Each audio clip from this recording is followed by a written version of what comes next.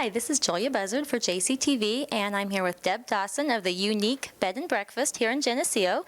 Deb, why don't you start by just giving us a little background about when you came to town, maybe how you decided to start a bed and breakfast here, and maybe why you chose this house. All right. Well, my husband's about 3.5 years out of retirement, and we decided that we were going to do something together to, in our retirement. So what we decided was maybe a donut shop. We started investigating into a donut shop and decided that was not a retirement job, as being 7 days a week, 365 days a year. That is not a retirement job by any means. So we'd stayed at several bed and breakfasts and decided that maybe I love homemaking. I love to decorate, I love to entertain, and we kind of thought that might be our niche. Sounds great. How did you choose this particular home? We started basically, like I said, he's about 3 years out of retirement, so what we were going to do was just research, investigate, and we were filling up papers and deciding what we wanted to do with houses, and we're just going around meeting with different realtors, looking at different houses, trying to see what was available in the area. And we hooked up with Lou-Ann Levine from Rule and Rule and talked to her, and she showed us a couple houses and knew that this one had been listed previously and didn't sell, and she said it's got 5 bedrooms and 4 baths, and we thought, bingo, there it is. Okay. She did show it to us. The previous owners were willing to let us take a look, and we compromised on an offer, and we checked into the community.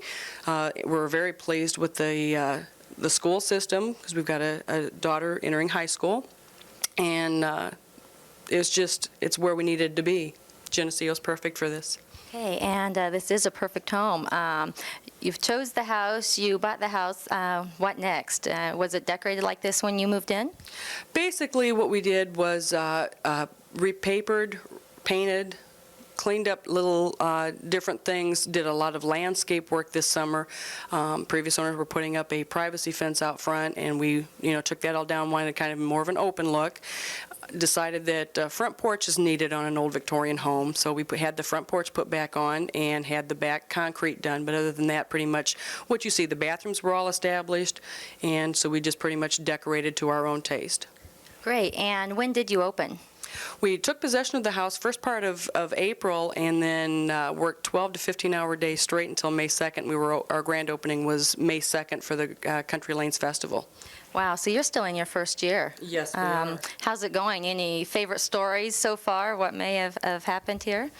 Well, we've had several wedding parties, people that have come into town, family reunions, class reunions. We've got several repeat customers coming back this summer that were here last summer. We were very, very busy during the summer months. Things have slacked off a little bit more. It's not the perfect travel time. Victorian Walk was actually absolutely wonderful for us. We were full then, and I already have another customer repeat coming back from that for next year. The guests have been absolutely wonderful. Word of mouth has been wonderful for this community because they've welcomed us with open arms, and several families have brought out of town relatives, and they stay here and they just love it. Okay, great. Is this a place you could bring a family? You've mentioned before some places are not real child friendly. Is this a place you could come if you had a child or two? We've had infants from 3 months all the way up to 15 years old, and it's worked out real well. We've just had a really good time with them. Great. Well, I know you offer some special weekends, mystery weekends. Would you like to tell us about that? Certainly we do. We host murder mysteries, and what that entails is we need at least 6 people to do a murder mystery. We have 4 rooms available, so we can take up to 4 couples or 8 people, and they come in, and for the evening, what they do is we teach them or tell them what the murder is all about, who's been found murdered, and then throughout the course of the evening they are given character parts, and then what they do is get costumed up, which my husband and I do get involved in that also. So it's a lot of good fun, and they become detectives themselves, looking at one another and also looking at themselves to find out whether or not they could have possibly been the murderer. It's an overnight package, so they stay for the evening, have a full breakfast the next morning, and everybody usually leaves with a lot of good laughs. Sounds like a lot of fun. How often do you do this? Pretty much at least once or twice a month if we can get the reservations. So it's getting out there, the publicity for the murder mysteries, getting people out there to know that we are here and doing it is the main thing. So. Okay. Oh, sounds like a lot of fun. If someone has a question, if there might be one coming up, or a few months ahead wants to bring family, do you have those booked ahead, or they can just give you a call if they have information on that? Yeah, what they can do is call, leave, a lot of times if they have a certain month that they're interested in doing it, or we do sell gift certificates, and they're good for a full year if they want to give that as we sold several of them for Christmas this year. And we're actually hosting one tomorrow night, so we've got one available. But if they call and leave their name, what I do is then when I get several people that are interested, what we do is start a phone tree and get people notified that way to see what dates are convenient for them. Okay. Oh, it sounds like a lot of fun. I'm intrigued by the name Unique with the EWU. Why don't you tell us how you came upon that? And well, as we see some of the rooms, you'll see that there's a sheep theme. But why don't you just fill us in on that a little bit? Well, what I ended up doing while I was investigating, trying to figure out a name for our business, what I wanted to do was come up with a name that would stick in somebody's mind. And I'm thumbing through some catalogs, looking at mattresses and supplies for bed and breakfast and motels, and came upon a mattress ad, and it had little caricatures in the bed sleeping, and it had sheep jumping over. And I thought, well, we've got the house. We're in Geneseo. I had seen several sheep in pastures out here, and I thought we want something unique, something that people will remember. And I thought, oh, unique, and spell it EWENIQUE, and that's how we came up with that. I like that. Before we go, you said there are 4 guest rooms. Are they identical? Why don't you tell us a little bit about the rooms themselves? Well, we've got 4 different guest rooms. One is on the first floor, which has been convenient for elderly people or people that want to have separate beds. That room does host twin beds for handicapped people or whatever. So, or it can be put together to make a king-size bed, and that's on the first floor. That does share a bath with us residents.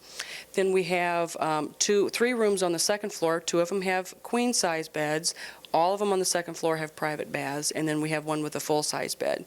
All different. One bedroom with the whirlpool bath is called Main View, and we named the rooms so that we would know where we were going when we needed to take towels or sheets or something extra.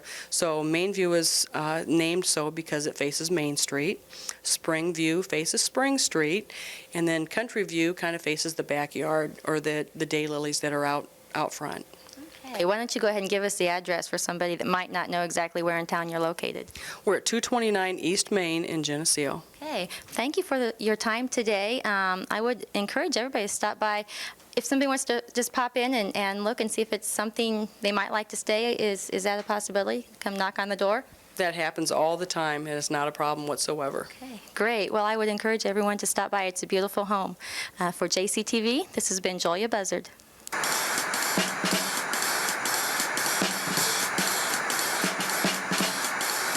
Hi, Clint Rice reporting for JCTV. Along with me today is Dr. Stacy McConkey. Dr. Stacy McConkey is with Genesis Medical Group here in Geneseo. And what we're going to do today is we're going to ask Stacy a few questions. Stacy, as we know, it's cold and flu season, and I wanted to ask you, what can we do as parents to prevent colds and flu in our children? Basically, to prevent colds and flu, the best thing you can do is to wash your hands. Make sure your children wash their hands after they've gotten home from school or daycare, anytime before they eat, and anytime after they cough into their hands or you or they blow their noses. Okay, so we're trying to keep our children clean. What can we do at home once they become ill to try to help them with their illnesses? Tylenol or ibuprofen will help with fevers, aches, and pains. Some of the over-the-counter decongestants are acceptable. If your children's under the age of 2 or the bottle says call your doctor before giving the dose, feel free to give your doctor or nurse a call and ask for the proper dose for that child's size. As a parent, it seems like when our child gets sick, we always are thinking of antibiotics. Is that something that every child needs in order to get over an illness? Actually, typically in this season, most of the illnesses that we see are caused by viruses. Those kind of illnesses don't respond to antibiotics. Occasionally, a child will develop a complication of a cold which requires antibiotics. That would be something like a pneumonia or an ear infection or possibly strep throat. But otherwise, most kids need a little time. Most colds last between 7 and 10 days. The worst of it's usually over by the first 3 days. But if you're not getting better, things are getting worse, or they're starting to complain of symptoms, they might need antibiotics, depending on what the doctor thinks. Okay, so we're sitting home with our sick child, and we've tried the Advil, the ibuprofen, or what have you. How do we know exactly when we should start taking our child or be thinking about taking our child to the doctor? Most parents question what level of fever is worth being concerned about. For babies from birth to 3 months, we would get concerned if a temp ran over 100.4 degrees rectally. In babies 3 to 6 months, we typically worry if temps are running over 101. And in babies 6 months and older, if temps are running over 103 degrees or higher. Take these as a general rule of thumb rather than a concrete. It depends on their other symptoms that they're having as well. If they're tugging at an ear, if they're excessively sleepy, not responding to you, if they're having persistent vomiting, seem to be getting dehydrated, things like lack of tears, poor urine output, those are all signs that you should call your doctor. And always trust your instinct, because parents really do have pretty good instinct for when their child is significantly ill. Great, Stacy. We sure do appreciate you taking this time and giving us all this great information today. And hopefully we can talk to you again sometime. Hi, this is Melanie Rice with JCTV, back at the museum this month. And again, I'm here with Angie Snook, and Angie Snook has some new acquisitions, some paintings that she would like to talk about, and they're fairly rare, and some of them are by some Geneseo artists. And we're going to start with the first one, Muzzy Chapel, and I see that one looking here, and it looks very wonderful. It's an oil painting. It was done by Pauline Swanson, and it was done for Lila DeBlick. And Lila, until just recently, lived in Hillcrest Edition up behind McDonald's, and this is what she would see from her family room window.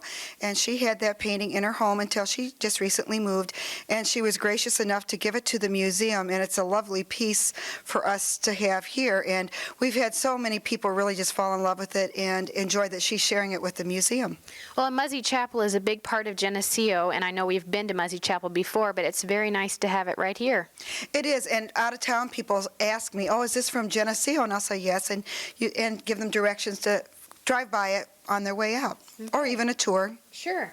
And I know here in the next four pieces, this is actually the city park, and it certainly does not look like our city park today. These paintings are all done by Carl Mailer. He did them for the Lohman Brothers, the bowling alley, and Lee Lohman gave these to us. They're very exciting because they're quality works from Geneseo, and they were made for the bowling alley. So people maybe observed them while they were there, and they were put in storage, and then he brought them back out and gave them to the museum. There are 6 in the total acquisitions of paintings. We have 4 of them, and the other 2, one belongs to the One belongs to the VFW, doesn't it? the VFW and the fire station, Okay. and both of them have them there on display. All right, and as I said, that doesn't look like the city park, and now Keith is panning here on Main Street.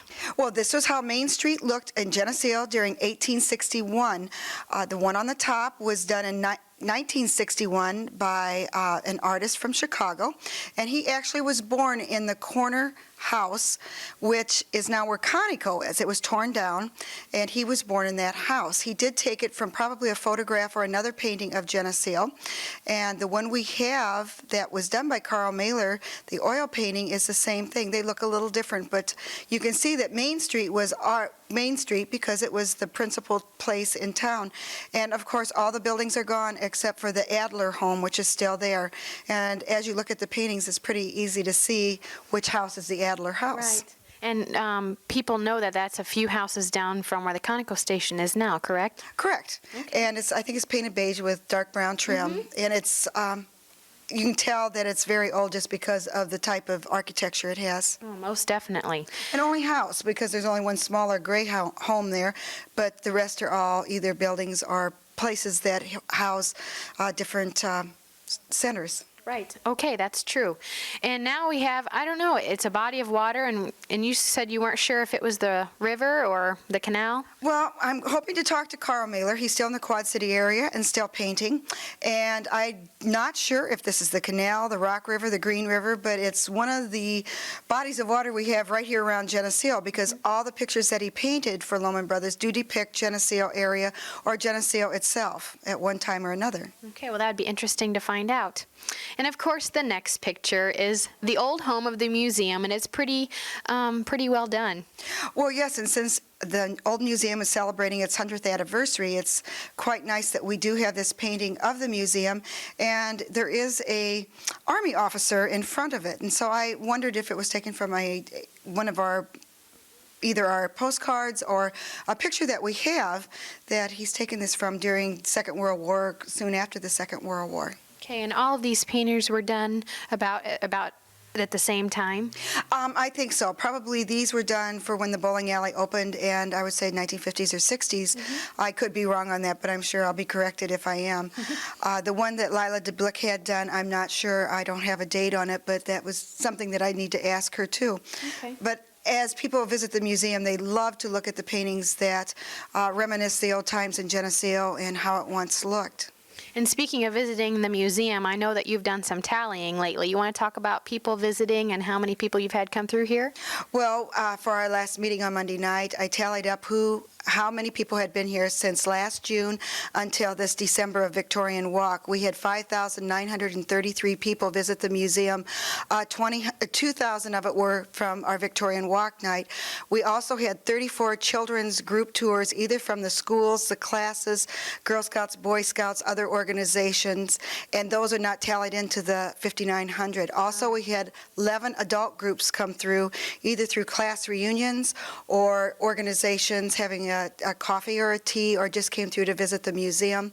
And then, of course, we had 4 bus tours this year. And so it's been a fantastic year for the museum, and we only hope it keeps continuing in the next year to come. And I know you're scheduling a lot of things, and some of those things aren't your normal, typical tour. Some of them are like baby showers and showers like that. The museum is being used by all different facets in this area, and we're having marketing meetings for different organizations, businesses. We're having showers. We had Christmas coffees here under the chandelier. We are having a fundraising luncheon here in April. Questers is doing for the museum to support our new front porch that we're planning on working on. So we have all kinds of things coming up. We also have 9 children's groups already scheduled between now and June. So we are also sending out flyers to all the Quad City schools, because we think we have as much to offer out here as they do down there, or at least something different for them to come visit. No kidding. Well, that's wonderful. I know you've been very busy. Well, it's fun. Good. Okay, well, thanks a lot for sharing those pictures with us, and this has been Melanie Rice with JCTV.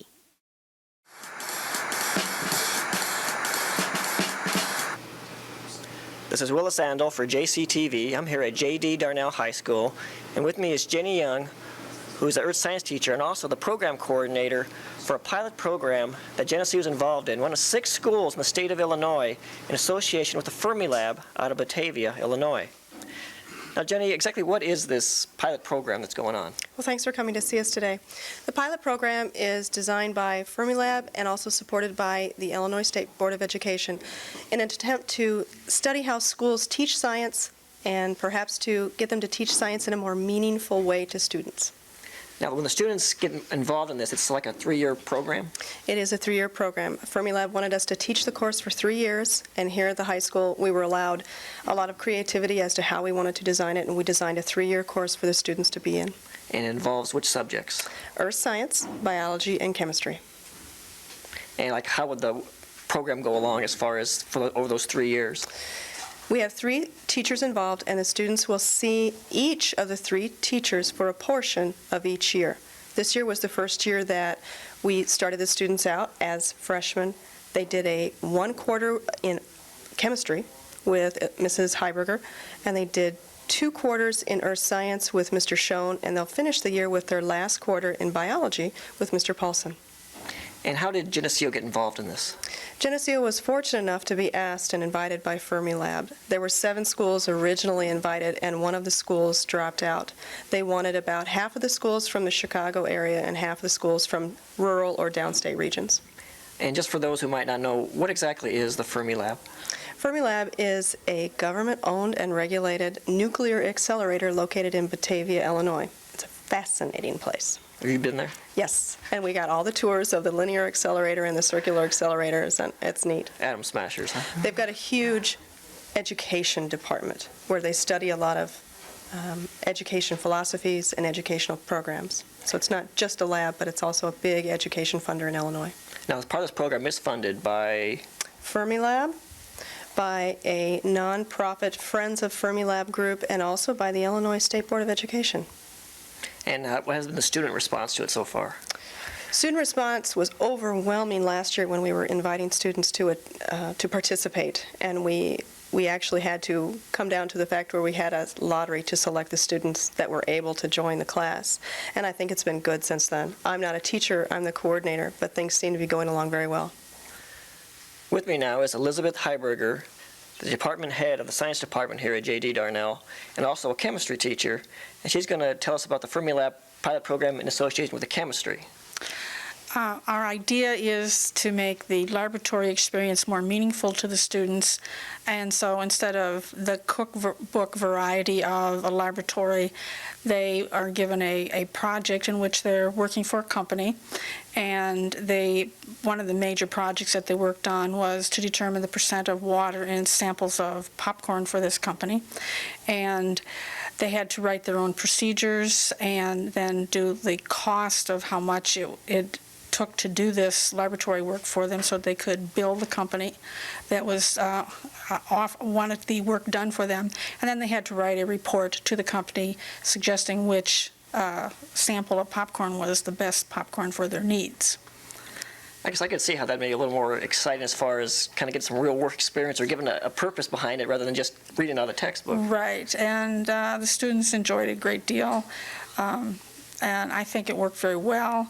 And the nice thing about it is that since we've done all the background material for iLabs, I think most of the teachers are interested also in trying to apply some of the same ideas about science teaching to their other courses that they teach, which is another plus for the other students. With me now is Brad Schoen. He's an earth science and integrated science teacher here at J.D. Darnell, and he's going to talk to us about how it's related to him, the Fermilab project. Last summer when we were at Fermilab for 2 weeks planning, I was trying to figure out how to do the teaching differently, and what I came up with was to teach the entire 2 quarters that I have this year around themes rather than subjects from the text. So our first theme came about when we took a field trip to Muscatine to the coal-fired power plant, and from that we studied coal, of course, and fossil fuels, but then tied that into the alternative energy projects that you see behind us. And that took almost the entire quarter. Now we're working toward a field trip in March to see Neil Castor and to see the technology and the career opportunities in meteorology, and studying weather along the way, studying biomes and climates and weather in general, working toward preparing for that field trip. So that's the theme this quarter. With me now is Phil Paulson, environmental science and biology teacher here at J.D. Darnell High School. And how does the Fermi project relate to your sciences? Well, I'm going to try to, again, deal with a central theme that I'm going to try to carry over 3 years. And this summer I had this idea that I carried over from my environmental science class, which basically involved water testing. And this year we're going to basically look at the living things in the water and find out what they are, what the living things are, and basically the status of the water condition based on that. Next year and the year after that, we're going to study the chemicals in the water and see what the effect is on the organisms that live in the water. Now, like from water samples from groundwater, from river water? Or? Primarily from the Green River. The Natural Resource Department in Illinois basically tests for living things, but we want to go a step further and test the chemicals in the water also. I know growing up on the farm, I know that our well itself had a lot of nitrates in it, and they tested that, and we had to get a purifier and all that. Yeah, so we're going to definitely test for things that are possible indicators of runoff from agricultural use or maybe even industry also locally in Joslin and such other industries as that. Okay, well, thank you, Phil. This has been Willis Andel for JCTV.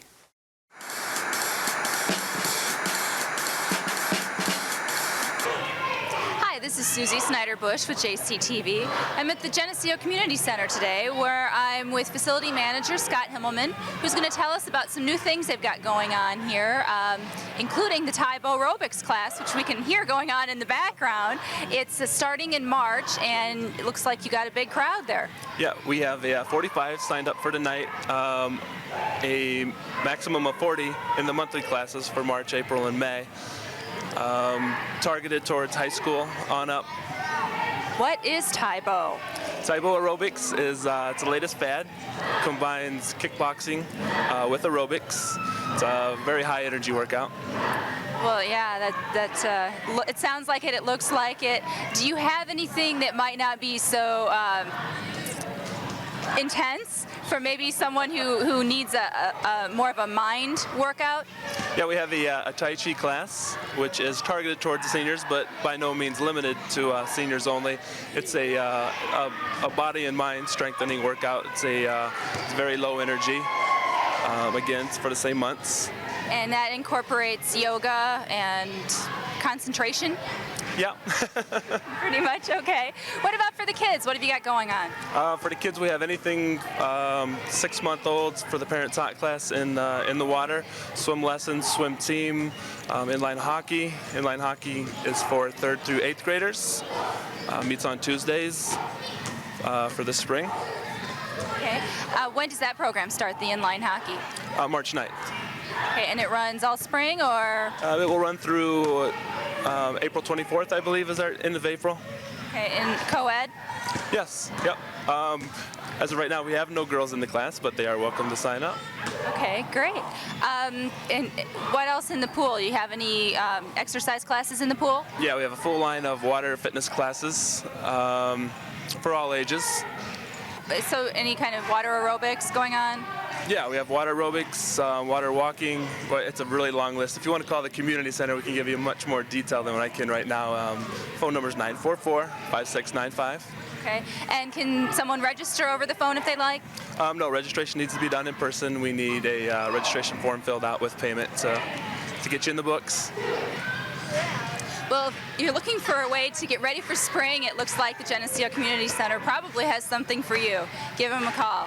This has been Susie Snyder-Bush for JCTV. See you next time. Hi, this is Melanie Rice with JCTV, and I'm back with Angie Snook at the Historical Museum. And even though this will be a little bit dated, Angie has some interesting Valentines that she'd like to talk to us about. And it is February, so I know you're going to see this in March, but some of the Valentines are very intricate, and I was very surprised. Well, we found this when we were putting away our Christmas cards. I thought, oh, it would be really fun to show that the Valentine cards were really exceptional for their time as well. And many of the early ones, as far back as the 1890s and 1900, are handmade, even though they look quite intricate. And the lace panels were glued on, and they were affixed with little pieces of cardboard, so they were three-dimensional. And they're beautifully done. They would be something that would be really cherished and given to somebody very special because a lot of time and work went into it. And then we have a whole box full from Clara McCracken, and it's from the 1930s. And they're quite unusual because many of them have little pieces that unfold, or you open them up and they become three-dimensional, like little red towers with messages. And some of them had moving parts, which are quite funny. And the wording on them is quite different than it is today, and reading through them, they're pretty humorous. Also, many of the children made their own cards, so we have the paper cards that have drawings and pictures, and everyone gave their teacher a very special card, and we have a whole collection of teachers' cards that were made for the teachers, which I find really fun to read. And as you're looking at the table, you can really tell which cards kind of go with which period by the color schemes. Yes, because the early ones had a lot of pastel colors, the white lace, very, very ornate. The ones that from the 1930s are the gloss glossy ones that have animals, quite unique-looking people on them, eyes that move, the drummer moves, there's a little fox that has his head that moves back and forth. Also, fairy tales are involved with those. Okay, and they just look a little bit more bold, Right. which is probably part of that period also. Yes, they were, because it's the first time that you could go to the store and actually Right. buy Valentines, so they were really bright, and you would maybe buy some and make some. So if your very special friends would get the boughten ones, and Okay. which is opposite today, where we would probably make a special Right. one for a friend. Exactly. And going along with Valentine's Day and romantics, I know that you got a new picture during Victorian Walk that kind of has a romantic story behind it. Well, the painting we received Victorian Walk afternoon, and we had it up for exhibit for Victorian Walk night. And I saved it to use on our program because it has a real romantic story. Ruth Holland gave it to us. She is from California, and her mother, May Ashley, was painting this painting when a man walked by, Mr. Miller, and he thought she was doing a very, very beautiful painting and that she was a wonderful artist. And he said, someday I will marry her, and he ended up marrying her. And so this painting was in California and then was brought to Southern Illinois, where Ruth Holland had it, and they've become very involved with the museum and giving artifacts to us. And so they gave us this wonderful painting that was her mother's, and she really cherishes it because of the story with her father. They do have relatives in this area. Her husband, Walter Holland, is from the Deem Hollands that are in Cleveland in the Dayton Corner area. So we're real excited about getting the painting. Okay, and what a nice story behind it. It is, and perfect for Valentine's. It is. And to kind of switch gears a little bit, you have a lot of little plates that are sitting here that have a lot of historical value. Just by looking at the buildings, you can tell. Well, I got these out for a main purpose because February 2nd, as we well know, the armory burnt. And so I had some people asking about the plates, if we had a saucer or a plate with the armory on. So I decided to get all of ours out to share with the JCTV people. And they have the Old North School, the South Side School, also the Legion, Atkinson Hall, Hammond Hospital, also our old museum or the Hammond Library. And these are real collector's items. There's not very many left around here, and they're really beautifully done. Many stores gave them away at holiday time or for special souvenirs to their customers. Also, they were purchased by people as souvenirs and kept. The one shoe was also given to us by the Holland family, and our cousin had it in Chicago and just recently said, oh, that needs to come back to Geneseo because it will get lost if it remains up here and something happens to them. So they also brought that back to us. So we're really excited about getting that. And this is really something that you don't see done anymore, really. No, we really barely do. I know Don Beck makes our Christmas ornaments, but that's about the extent we have in Geneseo. During one of the music festivals, my aunt and uncle did stained glass candle holders, but that was one of the first music festivals, and I don't know of anything that's really been done since then to purchase. So these are very unique, and if people have them, they should really hang on to them and make sure they stay in Geneseo with family members. Or the museum. Well, yeah, and it sure is smart to put it on a plate because paper sometimes doesn't last as long, so somebody was really thinking when they did that. Yes, because some of these date back as far as 1898, and so they're over 100 years old, and we still have them here preserved with the pictures of the old buildings. And what's quite unique, nearly all these old buildings are gone. There's only a couple left, the Legion building, the old library building. They're really sentimental pictures as well, just because many of the buildings are now gone. And if you are interested in having some of the paper historical buildings, then Angie has postcards here at the museum, and you've kind of had a demand for these. Well, yes, and we had quite a funny thing happen a few weeks ago. Mrs. Olson from Iowa had been visiting Geneseo, had stopped by the police station. She was trying to find out where she would buy the Geneseo 150 yearbook, plus the postcards. She had seen them in the past, and not knowing if we had moved the museum or what, but she never came here, and no one knew where to find them. So finally I got a letter to the museum at the old address and said what a hard time she had finding where these belonged, and she was even told maybe she should put an article in the newspaper saying if there was anyone who had an extra one to get rid of it. But we do have them for sale here all the time, the books and the postcards, and they're real reasonable. There's 10 for $1, and there's 3 different sets, and we do sell them all the time. So anyone that's out there and is questioning where you purchased them, right here at the museum. Okay. Okay, and the postcards are in black and white, which I think is perfect. They are, because they're actually reproductions of the original postcards sold in Geneseo. Okay. Well, is there anything else that's coming up? I know you have a lot of things that are getting planned here for the spring. Well, in April, the 10th and the 11th, we'll be having our museum open house. April 17th, we're having a quilt show and stitchery show, which goes along with the stitchery show that one of the groups in Geneseo. We have blanks if anybody wants to pick it up and have their stitchery or quilts judged. There's going to be a judging, and it will be open to the public. They can come and see what's going on. We have numerous bus tours and school tours, so please, if you have any interest of setting up a tour time, let me know, because March and April are really filling up. Okay. All right. Well, thanks a lot for taking the time and getting this stuff out for us. Thank you, Melanie. All right. This has been Melanie Rice here with Angie Snook at the Historical Museum for JCTV.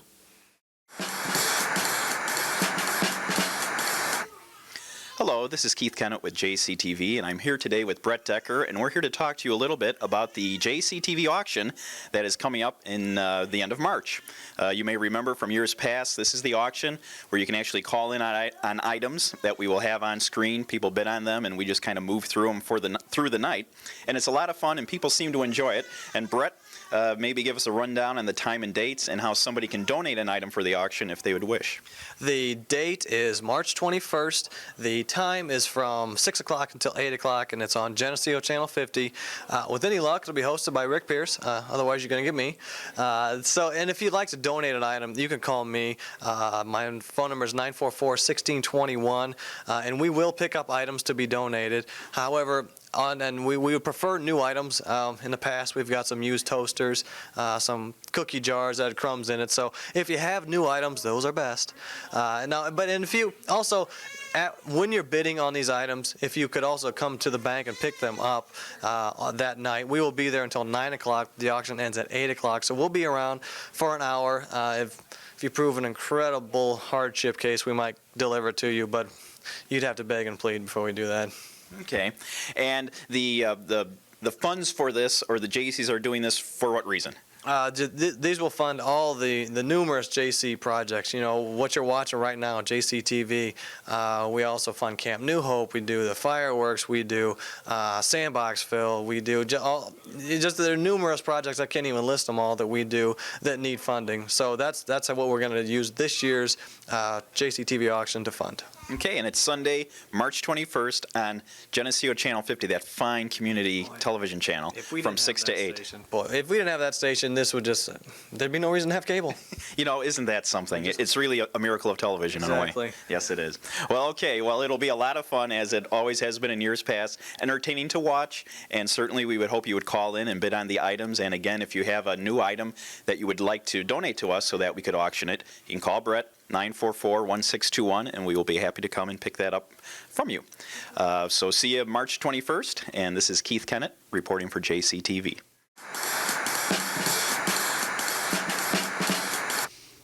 Hello, this is Brett Decker with JCTV, and I'm here today with Dave Mitchell of Mitchell Motor Cars. And Dave, what exactly do you guys do here at Mitchell Motor Cars? Well, really we restore Packards, primarily from the 1930s and early 40s. And it's kind of a private collection of my partner and myself, and we have gotten a number of nice cars and just kind of fixing them up. So. What got you guys interested in Packards? Why Packards? Well, I was intrigued by there's sort of a Packard mystique among collectors. The car is really a interesting car. It was a real luxury car, a mix of great engineering for the time. Packard was on the cutting edge of the technology. They invented things we take for granted today, like the steering wheel.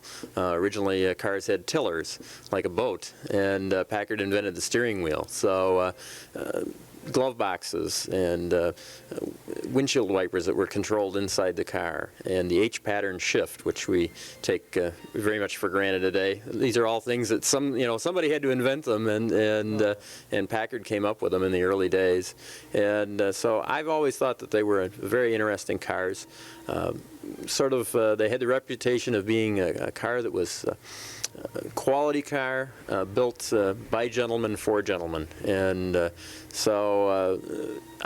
something that sort of led me to them. And after I got to my first one, I really enjoyed it, and ended up going from there. And now we've got about 14. How long have you guys been restoring Packards? Myself, I started in about 1985, and have been doing it full time since about 1989. One of the guys who works with us, he's been doing restoration work for probably almost 30 years. Okay. Do you guys just do Packards here, or have you ever branched off into any other car restoration?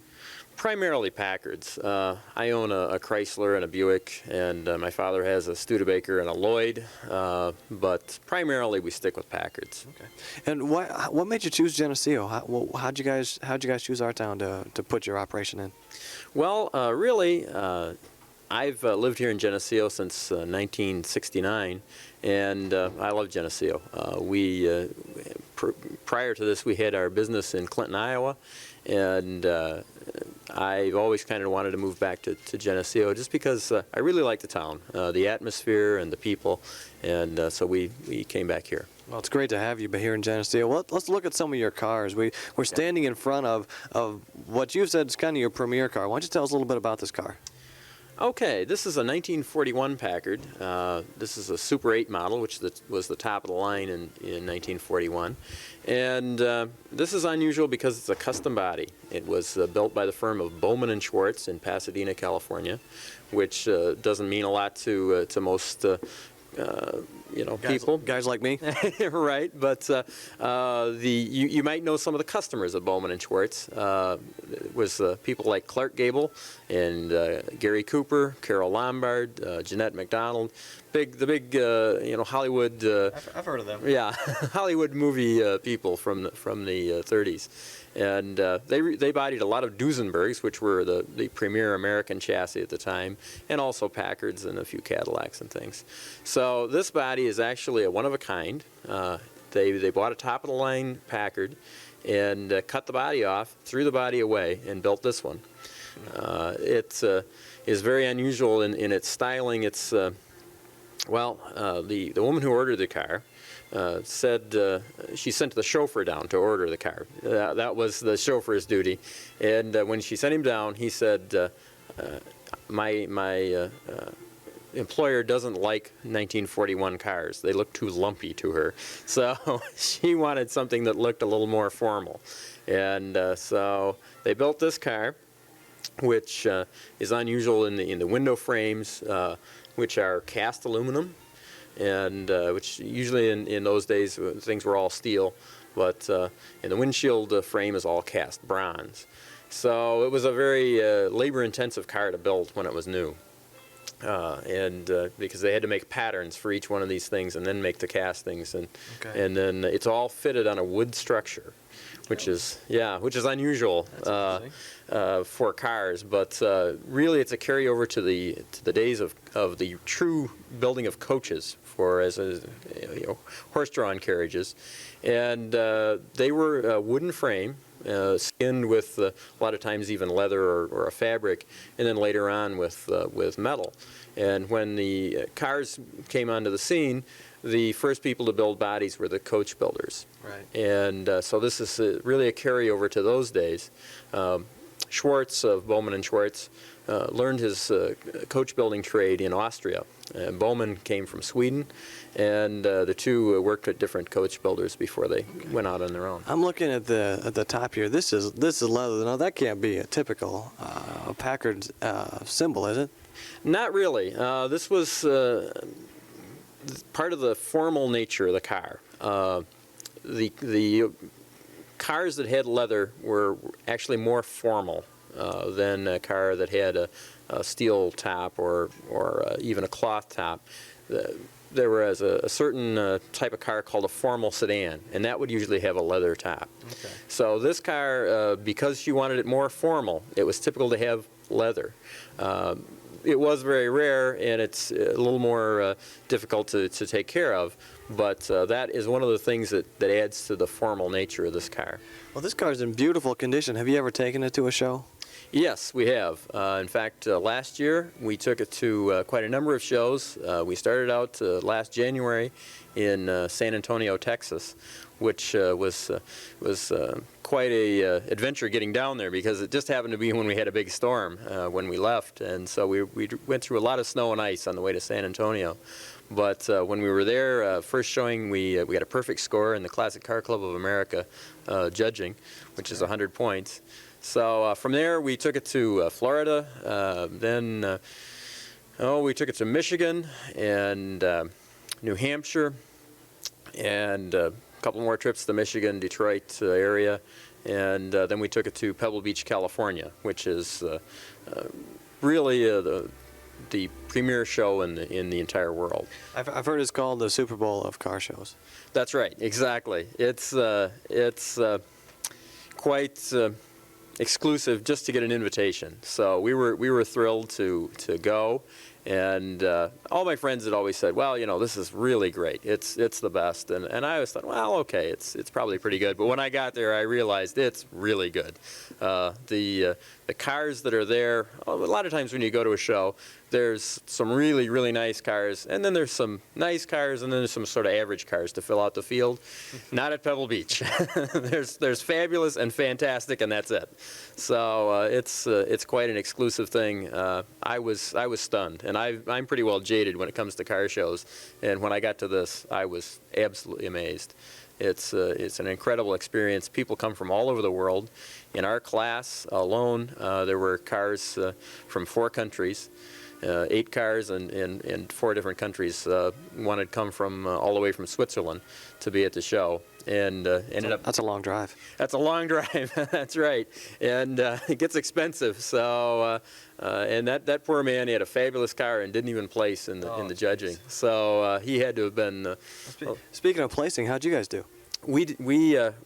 I was thrilled. We got first in our class. That's what I thought. Yes. That's incredible. Well, congratulations. That's great.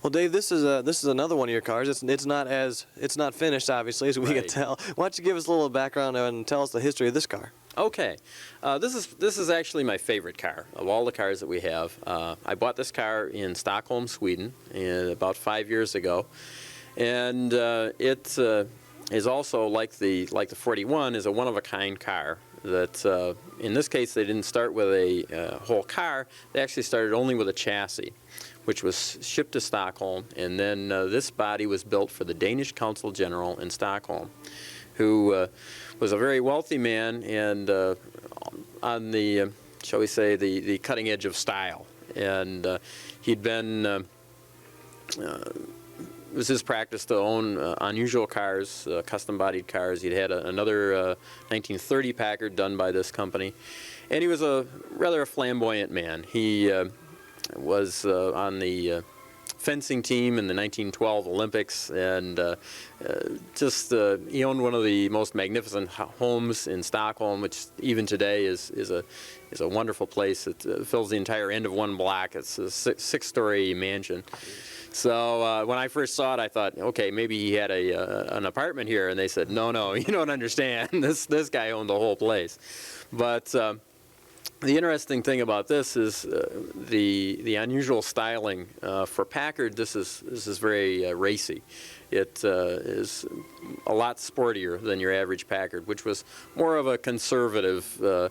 Packard really was never on the cutting edge of styling. They were more, maybe a year or two behind, but they were comfortable and always more gentlemen's cars as far as just, they weren't flashy. Mm-hmm. This car is flashy. Lots of extra chrome and, of course, the convertible top. And in this case, sort of like the Bowman and Schwartz car, this had a leather top. But on the flashy side, this car was black, had red leather interior, and a red leather top, which is really wild. And there's a lot of interesting things with this car as far as the way I acquired it. I actually learned of this car's existence in a book that was put out here in the U.S. in the 70s. There's a bad picture of this car that was taken in 1961. And when I first went to Sweden and went to a car meet, I met some Packard guys, and they said, why don't you join our Packard club over here? So I did, and then when I got the roster, I saw this car listed. And it took me 4 years to find the man that owned it. So, and then it took another year to really, you know, buy the car. So I was really happy when I had the chance to buy it. It hadn't been for sale for 30 years, so it was a good find. But this car was taken apart in 1961. The third owners of the car were two 18-year-old engineering students who bought the car solely to see how a one-of-a-kind car was built. And to really do that, they decided to tear it completely apart. So when I bought the car, it was absolutely in pieces. The body was off the frame, the interior was gutted out, all the fenders were off, and everything, the instruments and everything were completely apart.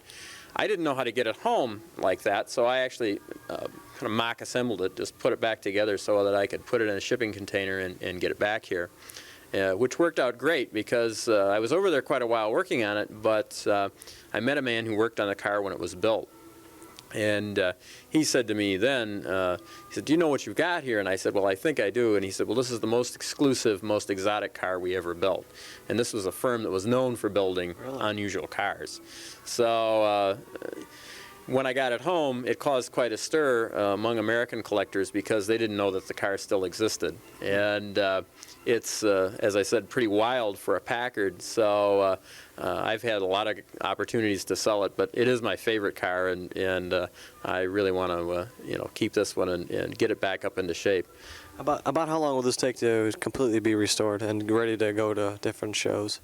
Probably a couple years. The Bowman car was in much worse shape, and like I talked about the structural wood on that, all that had to be replaced. So that car really took us almost 7 years to complete. This car is in much better shape. Both the structural wood and the metal itself is in much better shape, and it'll probably only take us 2 years. We've gotten some things completed on it. And so that's, you know, we're working away on it a little bit at a time. Yeah.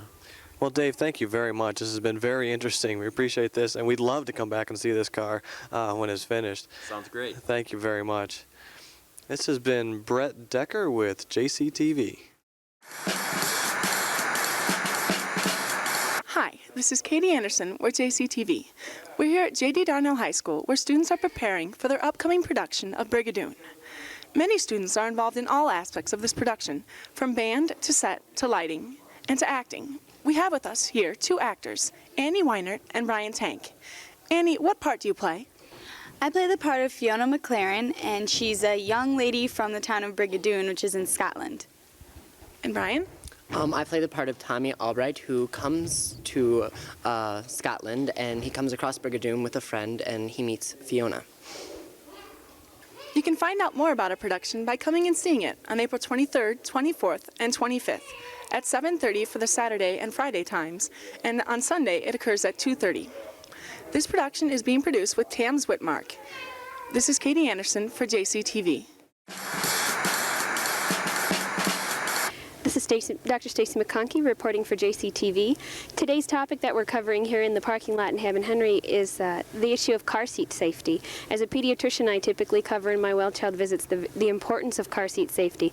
And today I have with me Keen Hart from Quad City Safe Kids. Keen, can you tell me a little bit about the program that you work for? Yeah, Quad City Safe Kids is an organization that's got 40 different people in the coalition itself in the Quad City area, and our main goal is injury prevention in children from infants to 14 years of age. And one of our programs is the Buckle Up program, which is sponsored by GM, and that program is strictly with car seat safety, safety checks. We do workshops where we train people on proper installation of car seats and stuff.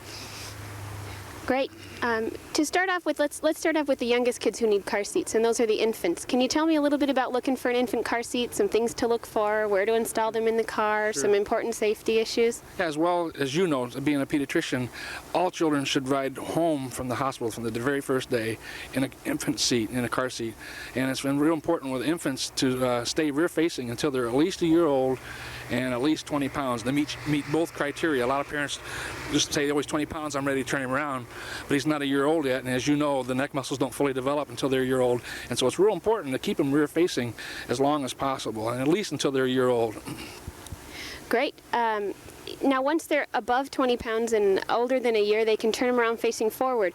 But what happens if they hit 20 pounds before a year? Okay, we have that problem a lot. There's a lot of babies out there that are only 8 and 10 months old, and they're already up 20, 25 pounds. It's real important that they still stay rear-facing. There are some seats out there. I think there's 4 seats. Brightex makes a seat, Century Smart Move, Even Flow Horizon, and there's one other one I can't think off the top of my head. But those 3 are the main seats that are available at the Kmart's, Targets, and Walmarts and places like that for available. And they go up to 30, 32 pounds for rear-facing positions. And that's why I recommend caregivers and parents to go ahead and make sure they get one of those seats. We have them available through Quad City Safe Kids, too. If somebody wants one, they can get them through us. Great. Would that be available at a cost to the parent, or? Yeah, we get them. We buy these in quantities, and we have National Safe Kids and Quad City Safe Kids has partnered with the Even Flow, Century, and the different Costco's, and they give us car seats at a lot more discounted price, and we do sell them at our cost. We don't want to make any money. We just don't, and we don't really, want to be in the business of car seat selling. That's not our business, but we do have them available for special needs and wants. Great. Now, once a child is above the 20 pounds and facing forward, typically those reversible car seats can face forward. Is that correct? Yeah, correct. The Even Flow Horizon and the Sensory Smart Move I was talking about, they can stay rear facing up to 30 pounds, and once they hit that 30-pound limit, you can turn them around and use them forward facing until they're 4 years old and 40 pounds. Wonderful. Now, what happens with kids that are over 40 pounds? A lot of parents ask me questions about that. Are they ready for a regular seatbelt yet? Well, not yet. No, all children should stay restrained until, I would say, until they're, in a car seat, a booster seat of some sort, at least till they're 8 years old. And what they do is if the child can sit in the back seat with his back all the way up against the back seat and his butt in the butt crack of the seat, and his legs can be bent over the seat without him slouching over, then it's time that he can do the lap shoulder belt without the booster seat. Great. So I also recommend that it's usually important that you never put the chest strap of the seatbelt in back of them. Always keep it in front of them. Yeah. Good. How about older kids? What about kids that are above the age of 8 and 12? Where can they sit in the car? Well, the safest seat for all children is the rear seat. I mean, all children should sit in the rear seat until they're at least 14 years old. And even adults that are small statured, we recommend that they even stay in the back seat, especially with today's new vehicles coming out with the passenger side airbags, which are, not very good for children and small people sitting in that front seat. Wonderful. Would you like to show us a few things about car seats that can make them a little safer in your car? Sure. The safest place for a car seat really is the middle back seat of a vehicle. Here we have a van here, so this is the middle, considered the middle of the vehicle itself. So these are probably the safest 2 places for car seats to be. What I recommend parents to do is to make sure the car seat fits in that vehicle seat properly. If you can't get a good fit in one seat, go ahead and move it to a different seating location because, the main thing is to make sure that the seat is secure and fits properly in the seat. Wonderful. And you can see over there on that side is Jenna Decker, one of our members' children. Yeah, I can walk over to that side if you want to just get in here and I'll point out some things for you. Sure, we'll pop right over there.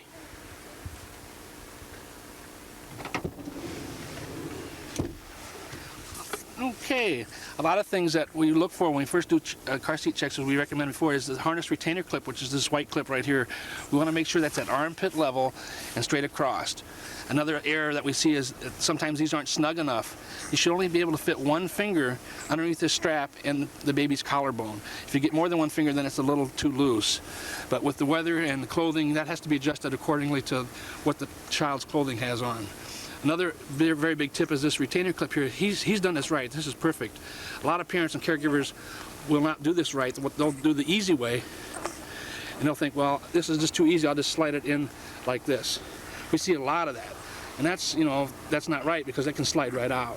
It's real important that they go underneath and use this little clip here as a locking mechanism to hold that strap in like that. Another error that we see a lot in these kids, it's up too high, too low. This child is rear-facing, which is all children under 1 year old and under 20 pounds should stay rear-facing in a rear-facing child seat. Another thing we want to check for is if it moves more than 1 inch in either direction at the base, then it's not snug enough. Wonderful. She looks really well tucked in. Yeah, she does. They did a good job with this seat. They did a real good job. Another point, too, I want to talk about on the infant car seats. These are nice seats because parents can carry these in and out from their vehicle to the store, to the home, and they strap them in. But it's real important, a lot of parents forget to put this handle down. If this was installed in the seat, it's important that this handle remains down while the vehicle is moving. You know, you see a lot of errors in that, too, and I didn't point that out before. And then we have different kinds of car seats in here available. This is a convertible seat, which can be used rear-facing and forward-facing. And one of the big things that we find, this is a big mistake that parents do, is for rear-facing, they have to be at the lower slots here. And then when they turn them around to go forward-facing, they have to be at or above the shoulders. And a lot of parents forget to move those straps up. And it's real easy to move up. They just unhook here, and you rethread them to a different position. Great. We also have the booster seat with a shield. And then we have the 5-point harness high back booster, which can be used up to 40 pounds. And after the child's 40 pounds, you can remove this and then use the lap and shoulder belt with it. Great. Well, Keen, if anybody has any questions about installing their car seats, is there a number they can get a hold of you, or if they'd like to have their car seat checked, they can get a hold of you? We do about 4 car seat safety checks a year. We do them at John Keaty's. We're going to do one out here at Turpin's this summer here in Geneseo. I haven't got the date set for it, but our phone number for Quad City Safe Kids is 792-4890. Great. Thank you so much for coming out and showing us how to install our car seat safety. This is Dr. Stacy McConkey reporting for JCTV. This is Melanie Rice with JCTV here with Angie Snook back for our museum piece. And because we have a quilt show in April, Angie has some interesting quilts that she would like to share with us. And Angie's going to start here with the glass. Angie, there's a lot of interesting stories that go behind some of these quilts too. Yes, our first 2 quilts here are from gifts from Mary Bradley, and they're quite unique because they were given to us by her family, and the member who made these had been in Chicago and became a millenary, and she came back to the Geneseo area, and she had a paralysis, and she worked on these while she was actually almost on her deathbed until she died, and she made these lap robes to give to other people that were handicapped or in wheelchairs or had some kind of difficulty, and she pieced these from the millinery pieces she had, old ties, pieces of silk that she had collected over the years. Okay, now how do you keep a piece like this looking like that? Because it looks very nice. Well, it's very important that when you store a quilt, many people fold them and put them in their cedar chest, but that's not proper way to do it. The best way to do it is take them and roll them in acid-free paper, and what I do here at the museum is I wear white cotton gloves because even any of the oils on your fingertips can cause them to turn yellow, or as far as the satins go in the ribbon quilts, to deteriorate the fabric, and then they just kind of shred and fall to pieces. Maybe at the end you can kind of show us how to do that? Yeah, I'd like to, because I've had several people stop in just in the last couple weeks with wondering how we keep our quilts, because some of our quilts date back as early as the 1836, and we have linen pieces that date back to 1810, and one piece that's 530 years old, plus, we're not exactly sure, but we even think it's older than that. Well, let's talk about that piece that's 500 years old. People would be very interested in seeing that.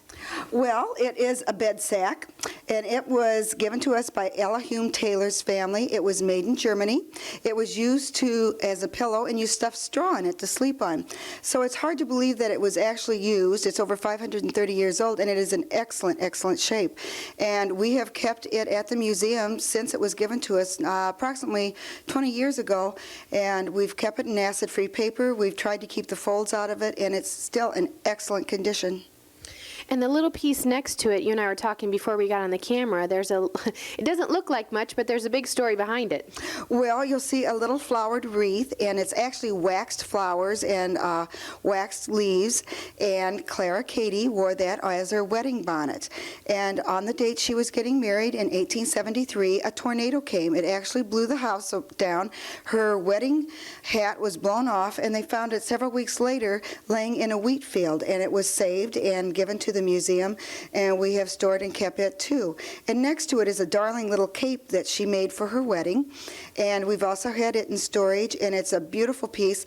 On it there's some little tags that were handwritten by her family, and even though we have our own descriptions on each of the things, we left her tags on because it has her own inscription and handwriting, and that's real special too. Okay, and down below the reddish quilt pieces, there's a bunch of words. Is that pretty normal for a quilt that old? Well, many times quilts were made as a special gift, either as a person was engaged or getting married or at the birth of a child, or a mother may be making one for her young daughter so that when she graduated from high school that she would have this special gift, and they would put an inscription on it so that the parent and the family could remember it, or the child could remember it later on.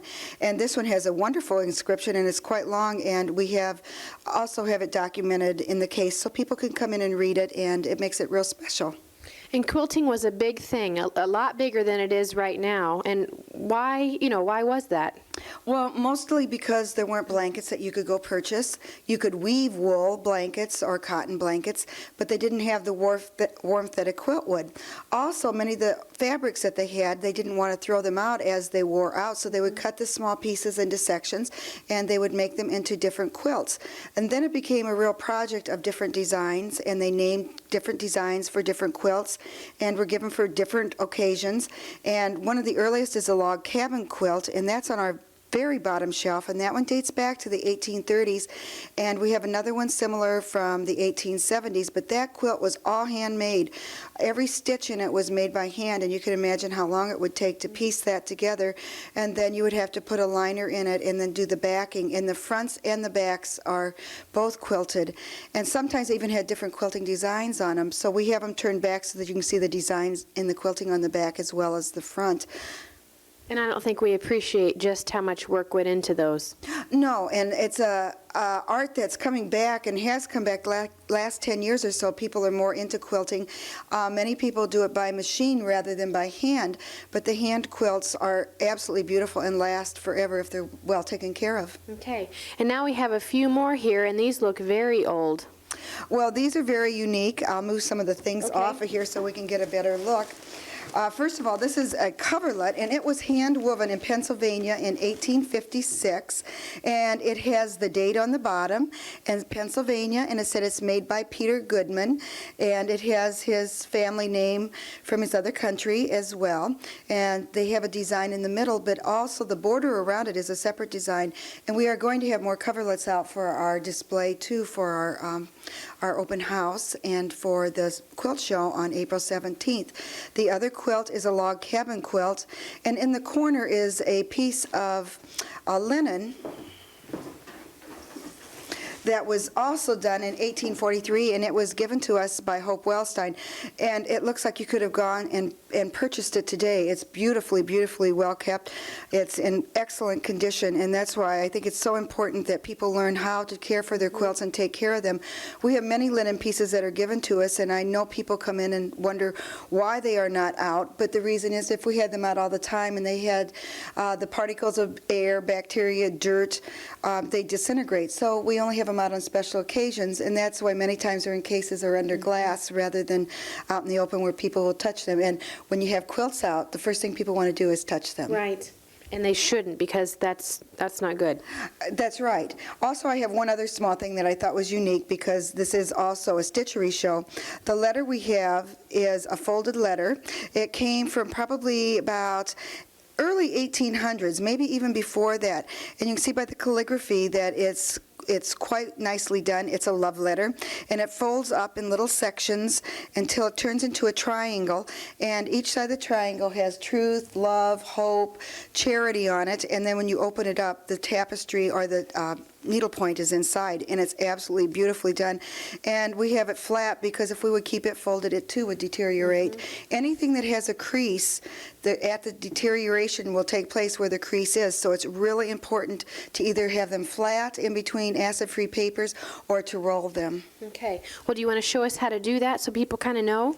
Well, the first thing I'm going to do, and people will probably think it's funny, but I'm putting on white gloves, and when we work with the quilts and the coverlets and the different linens, we use our white gloves to keep the acid off. So if you have an old pair of gloves, which these are just an old pair of my old prom gloves. How old are they? Come on, come on. Still white. I usually wear gloves because then I don't have anything on my fingertips that would get onto the things, the linens. The linen that I have here will be hard for you to believe, but it is from 1810. It also is from the Ella Hume Taylor, Mary Hume family from 1810. And if you look at it, it's in wonderful condition. What I'm going to do is when I really put it away, it will be all totally unfolded. Then I'll take the acid-free tissue paper, which you can purchase at a craft store, an art store like Dick Blick. I guess I shouldn't be giving specific names, but it's hard to find, and if you've never looked for it before, usually any art shop will have it, or a craft shop. And if they don't have it, they can order it for you. And take the acid-free paper, and then rather than fold it, take it and roll it. And even if you have like leftover tubes from your Christmas wrapping paper, you can use that, but make sure that you have the acid-free paper over the tube so you don't have the brown paper. Okay. And you can roll it up. And just keep rolling it up. And then when it's done, the best thing to do is to put it in a dark place. It could be in an acid-free box, sometimes cedar chest, but you have to keep an eye on them in cedar chest because also that they have some bacteria or dirt sometimes can get on them. And you can see the part that has been out here, how it's darkened, and the part that was where the acid-free is nice and bright and looks like brand new. So this is one of the ways you can take care of this. And if people have questions about this, they can call the museum because we're learning new things all the time, and especially ways to preserve our old things to keep them for years and years. One of the best things that happened, too, is we had a person ask about something, and like we always say, we do document everything with numbers, and we were able to find it, and it was a 200-year-old buggy bonnet, and because of the numbering system, we could get all the history on it, and as well as many of the things we've talked about today, and the stories that go along with them. Wow. And that's what makes it all very interesting. It was someone's with something and some sort of story to go along with it. Right, and that is one of the things that a museum is here for. Right. Okay. Well, you're doing a great job. You want to talk a little bit about the quilt show, just about how to come and where and... Okay. The quilt show is going to be April 17th, and the Junior Women's Club is having a contest here. So if you have any stitcheries or quilts or any type of handicraft that you do, please look at a form. You can get them at the quilt quarters. You can pick one up here. The judging will be in the morning, and then it will be open to the public in the afternoon. And I think they're probably going to close around 3 o'clock, although the museum's open till 4:30, but I think they'll be taking down their award pieces by 3 o'clock. So from 10 to 3 probably would be a good time to come to the museum. Okay. And we're going to be opening here in April pretty soon, right? Yes, we're going to open up Sunday, April 11th. We will be closed on the 10th on the Saturday because we have a special presentation here by the DAR because we're getting the plaque for our flagpole and our flag. But Sunday, April 11th, we will be open again to the public on the weekends from 1:30 to 4:30. So we hope lots of people will stop by because we have lots of new displays and many new things. Okay, and they can come and see the quilts also. The quilt display will be up. Okay, great. Thanks a lot, Angie. Thank you. This has been Melanie Rice here with Angie Snook in the museum for JCTV. This is Melanie Rice with JCTV back at the Historical Museum with Angie Snook. And Angie has a Civil War artifacts and such here on display at the museum, and you're certainly welcome to come and show them, but we'd like to give you a preview of what's going on. Angie, you have some really interesting things here that people probably have no idea what it's all about. Well, one of the main things that we have is a new gift to the museum. It was given by Dorothy Jenkins from Seattle, Washington. And she found this. It's a Civil War artifact from the Registry of Geneseo, Illinois, of the men who came from Geneseo and went on to Chicago, and she found it in an antique shop. It was for sale for $500, and she called us and said, would you be interested? Well, it was a long way for her to find us because she had to call the the Henry County Courthouse, then the Henry County Tourism to find out where Geneseo was precisely. And so I called her in Seattle, Washington, and she wanted to know if we wanted this. And I said, yes, we would, but we didn't have $500. So she then said, well, would you take it for a gift to your museum? I just have this feeling it needs to come here. So what she did was she and her husband came to Geneseo on Labor Day weekend and presented this to the museum for a $500 tax write-off. And she felt very strongly this had to come back where her roots were from. She had family that once had lived in Cambridge, Illinois, and had been here as a little girl, and she found this and just thought it had to come back to us.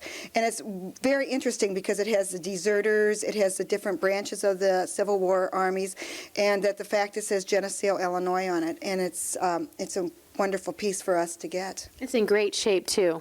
It is, and it's on display. You're welcome to come and look at our military display and see it at any time. Maybe you'll recognize some of the names on it. Okay. And I think you have some letters from some individuals, at least in the area, from the Civil War era. Many of them are from Geneseo, Illinois. They were written during the Civil War to families back here. There are 84 different letters in envelopes and stamps, and they're very interesting because they're telling their families what they're going through and the different areas they go to and what the war was like between the North and the South. And some of the letters are very brutal to hear about the different regiments and what they went through and how many men they lost and the horrible, painful situations they were in just because of the medications that they didn't have then and the type of weaponry used. Many people died that would certainly survive now.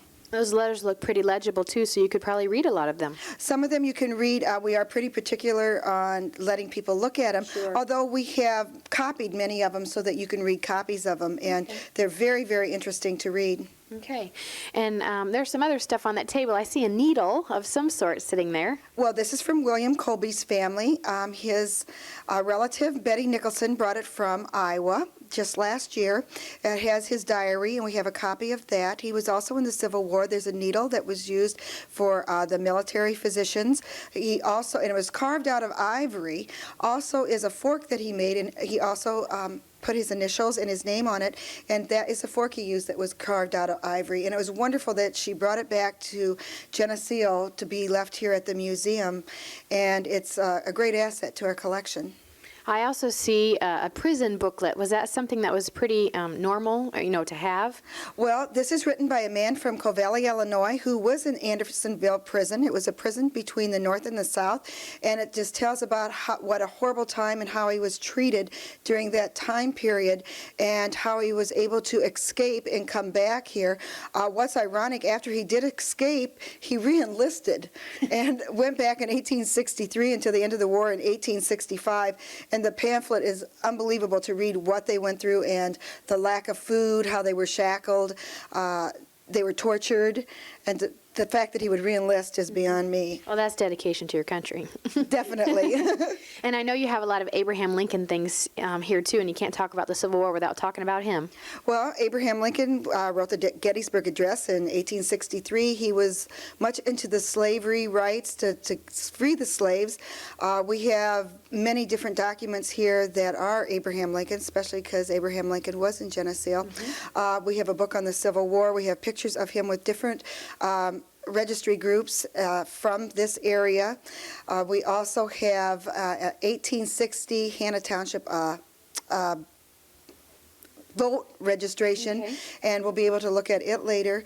We also have some letters that were from Ulysses S. Grant to Abraham Lincoln, and when we get them properly in a special contained booklet, we will be able to have it out too. Okay. And there's something over there on that case that we were going to talk about.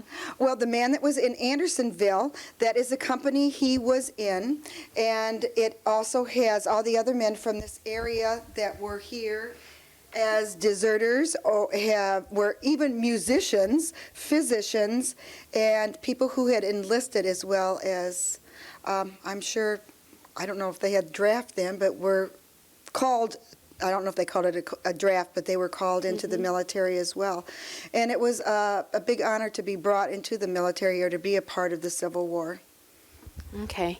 And in this case here, you have a lot of very interesting thing, and we'll get to the amputation tools here in a little bit. We'll wait here, but I see some shackles here or some. Yes, the handcuffs are special handcuffs used during the Civil War era between 1861 and 65. Also, there are different types of canteens. There are knives that they use. There are also muskets that were used during the Civil War. There is also a sick and wounded list. There is an amputation kit, which is absolutely unbelievable. And to think that they didn't have medications other than a shot of whiskey to deaden the pain, and that limbs were cut off that would not need to be cut off in this day and age. Right. And many of them bled to death before they could even be amputated. When the school troops come through, that's one of the things the kids ask about, if the amputation kit was used. And it has been part of Geneseo ancestry for years since it was used. It was given lastly to Dr. Waters, and his family gave it to us. There's also a canteen that was used in the Civil War, and one of the documents said that many people shared their canteens. There was an abundance of them. I find that rather strange. Well, and they're also not very big. No, and I can't imagine they kept too much in them. Maybe one of the smaller flasks is what they kept the whiskey in, in case they were injured. I was going to say the big one. They probably wished it were the big one. That's right. That's right. And you have some information also. There's even some stuff from different wars here. We also have from the War of 1812. We have the Spanish-American War. We have World War I, World War II, the Korean conflict. We have many different types of war artifacts on display. We will also be doing a whole segment on different uniforms that we'll be bringing out, and we have who they belong to. We also have a book that lists all the clippings from World War II and who enlisted or was drafted. It's quite interesting, and the people who have been looking at this exhibit have really, shouldn't say enjoyed it, but have enjoyed looking back and seeing where we've come from, especially since the Kosovo conflict has started. Right. And this little chicken scratching is pretty important here. This was during the election of Abraham Lincoln? Yes, it's the election tally for Abraham Lincoln from Hanna Township, and it's from 1860s, and it's original. Wow. So it's really fun to come and look at it, see the electors, see how they voted. The voting booths have definitely changed since the 1860s. Kidding. Well, and just the whole way we do it. I mean, that's way different. Yes. And Angie, I know that there are some things in Geneseo that are coming up that involve the museum and different historical things, and I know you want to kind of highlight that. We have our Country Lanes Festival. It's May 15th, and we have all kinds of activities for children and adults. We are having pedal car races in the city park for the children.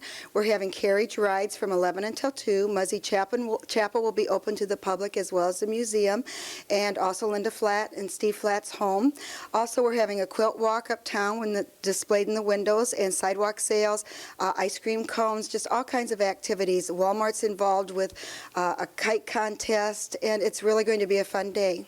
And this is probably about the third year that that this has been going on. Yes, and last year we had rain. It was not very highly attended, so we're hoping for a real sunny day. If it's not, then the activities will take place at the community center, so we hope a lot of people will come. All right, and if you would like to see this display here, you can just come on the days that we're open? Yes, and we are open on weekends now from 1:30 to 4:30 plus during the day, and this display will probably be up about 6 months, and then it will be a changing display as well. All right, well, you did a really nice job. Interesting things. Thank you. All right. This has been Melanie Rice with JCTV here at the museum with Angie Snook. Hello, this is Brett Decker with JCTV. I'm in the Central Theater, and that's on the corner of 1st and State Street, and there's a little bit of a facelift going on outside Central Bank and inside the theater. I'm here with Sean McGee. Sean, why don't you tell us what's going on inside the theater? Well, Brett, what we've got going on here is, as you know, we 2 years ago, almost exactly 2 years ago, we came in and we pretty much gutted the theater, and we added new seats, new sound, a whole bunch of different things, and there were a lot of things that we did not actually get to do at that point. We've had 2 years to kind of save some of our money and prepare for this, so now I know we always talk about sound, but there is a little bit extra sound we're going to have here starting on May 7th. We're adding the final 2 digital channels for the Sony SDDS sound system. So we will have a total of 8 digital channels. That'll be behind the screen. Unfortunately, most of you people will not be able to see that, I hope. And finally, we really are very excited about this. The Board of Commissioners for the Park District has been mulling over this for quite a while, and we decided to go ahead and get a brand new screen. Some of you people may have noticed every now and again there are some smudges you can see during some of the scenes, and we feel really bad about that, and we've been trying to clean them, and unfortunately with movie screens they're very hard to clean. So we decided to go ahead and buy a new one, and it's going to be a very unique screen. Being that we have a limited amount of space in between the 2 doors, we decided to not only encompass up to the doors, but we're going to go out over the doors for what we call scope movies, and I think everybody will see the difference. It's going to be not only wider, but it will be taller also, so that's another thing. How long is that good? Is that going to take about a 1 or a 2 month process, or can you get it done faster than that? Oh, well, the special we have for you today is going to be 1 week. We closed down on last Tuesday night was our last showing, and we've been doing some different things. As you can see with the scaffolding here, they've already been here. They've been measuring for different parts of the masking and different things, and the masking is the black part that goes on the outside of the screen. So anyone coming to a movie in May, they will have the new screen. They will, starting May 7th. We will have the new screen, the new sound, and various little articles. We're going to try out coffee. Coffee is a big seller. Coffee and cappuccino is a very big seller in a lot of your movie theaters, and we thought we'd offer the opportunity for people to try it. You know, you might want to talk to McDonald's about their coffee experience. Well, thank you. We're going to publish something that says, please do not spill. You spill at your own risk. We'll tell all our viewers now, the coffee will be hot here at the theater. Well, thank you, Sean. I appreciate that. Thank you, Brett. This is Sean McGee, and we are still at the Geneseo Central Theater, and we are here today. Change perspectives here. I'm going to actually interview Brett Decker from the Central Bank. And Brett, can you tell me what's all this mess out on the sidelines of your bank here? What's going on? We're doing some exterior renovation at the bank. We're doing 4 different things. We're putting on we're putting an outline around all the windows, kind of a gray outline. We're doing a new fascia to our awning. Right now it used to be a brown fascia, it's going to be white. We'll also put some crown molding across the top of the bank, and that matches some of the other molding down the street. So if you look down the street at the top of the buildings, a lot of them are similar, have similar sorts of molding. And the final thing we're doing is we're putting in a new clock. Now, I know a lot of people are going to be sorry to see the old clock go, but we're getting a new one. It's an analog clock. It's not digital. It's got some molding around it. It looks very Victorian, trying to tie that in with the rest of the community. Well, I don't know about anybody else downtown, but I know I can always count on the Central Bank to let me know what the temperature is outside. Is that going to be a feature that's gone? No. There's also going to be a thermometer on the clock. We're getting 2 clocks. Again, one on top and one on the bottom. The one on the bottom, it's going to have your analog face, and within the face, there's going to be a thermometer, and it will also be an analog thermometer. It looks a lot like a speedometer. So you'll see the needle go up, and the farther the needle goes, the hotter you are. and if the needle's pointing down, you're freezing. So yes, there will still be a thermometer. Everyone will be able to know what the temperature is in Geneseo. Well, wonderful. I've seen part of it so far, and it looks really, really good. Thank you. Once again, this is Sean McGee and Brett Decker reporting for JCTV.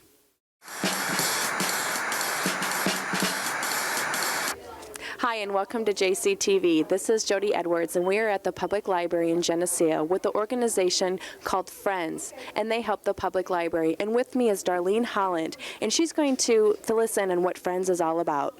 Friends of the Library is a group that has been formed for quite a few years, and I think it's been spread all over. But in Geneseo, we have around about 80 members, and what we do, we support the library, the librarian, and we get permission from the board and from the librarian if we have some new programs. This evening is the first time we've ever had an open house to show what the Friends has purchased from previous years. How do you support the library? We have book sales. We're having one in April and one in October, and we also have dues, which are $6 for a single and $10 for a family and $50 for a life membership. Now, anyone can join this organization? Anyone can join. We're not a club. All we are is we're giving community service. Okay, and you also told me a little bit this evening about Book Buddies. Can you explain that a little bit? Book Buddies is a book program that Becky Keem, who is the head of the children's group, and we got together, and she said that she had this program called Book Buddies, and I said, listen, why don't I try to contact some of the professionals and let them contribute to this service? And so we did, and we've had Dr. Rudy and Dr. Prasad, and they sit on the floor and read books to the children, and this way the children can look at a doctor and say, well, he's my buddy. Then we had Dr. Barbara Coons, who was a veterinarian, and she read a book about animals to the children. Children brought their little beanie babies. It was wonderful.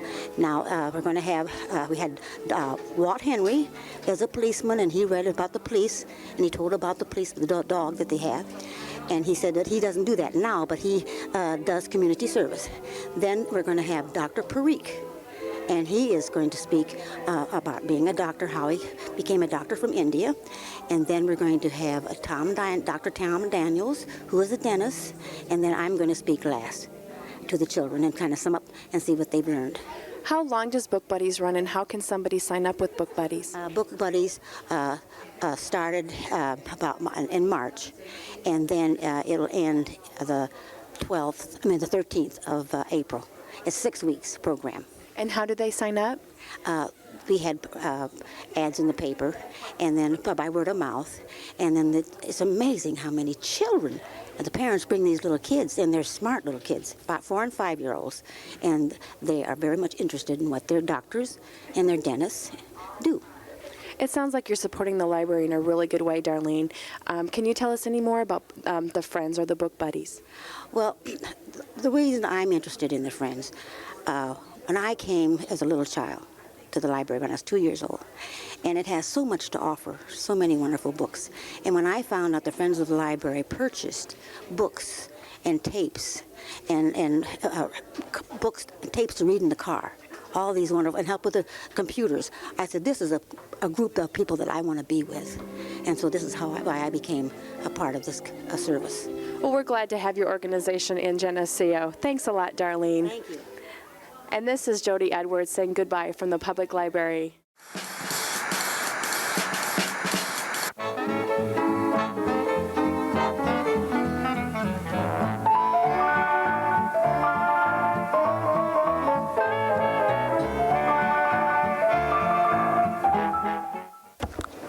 Oh, sir, what's your name? My name is Mark. Mark, where are you from? I'm from down south in Louisiana. Excellent. What have you brought today? Well, I was down there and I went to a flea market with my grandma. We went to a rare antiquity shop, and my grandma does collect old china plates, and she told me to pick up this one particular pattern. And so I bought it. It was $200 because I want to eventually inherit her collection. And I just brought it up here to see what its true value is. Okay, so does your grandma collect these? Yes, she does. Oh well, this is actually a very rare antique. Do you know where this comes from? No, I do not. It actually comes from England. This is actually, with this sort of pattern and these flowers here, with the orange and the purple, this actually came from Queen Elizabeth's collection. So you can see the texture on here. Usually you have a plate that kind of overlays and it's all smooth. This is actually textured. You can see these flowers actually are raised up. So this is actually very, very well. Actually, Mark, I have some bad news. What's that? It's textured, but this is odd. Do you see that made in China, Mark? Actually, Grandma! I think your grandma ripped you off. Yeah, this is had this been an original, like I said, this is a very good replica of what Queen Elizabeth had in her collection. This is probably worth about $350 at the most. So I'm very sorry, but thanks for coming down, Mark. Good to make the trip from Louisiana. I'm sure the weather's nice. Thank you.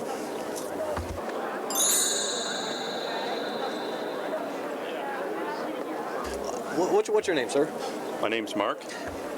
And What'd you bring with you? Well, I know that you guys only do antiques, but I figured you might be able to look at this too. I got this at a store, and somebody told me that it was worth a lot of money, and I really don't have any. I have no idea what it's worth. I paid about $5 for it, but if you could tell me what everybody's talking about. Well, this, we typically do antiques, but we also do collectibles, and this is actually this is a very rare Beanie Baby. There's a real hype about Beanie Babies, and usually when they retire, they become valuable, but actually this one is one of a kind, and I'll tell you why it's one of a kind. I've got here an example. This is just your regular everyday Beanie Baby. I think this one is called Pinky. Now, the thing about your Pinky is that this is, again, one of a kind. See, the stitching on the bottom here is raised. What happened is they did one run through the factory at Ty, and this thing came off the end. This is the first one off the line that they ever ran, and the stitching was backwards.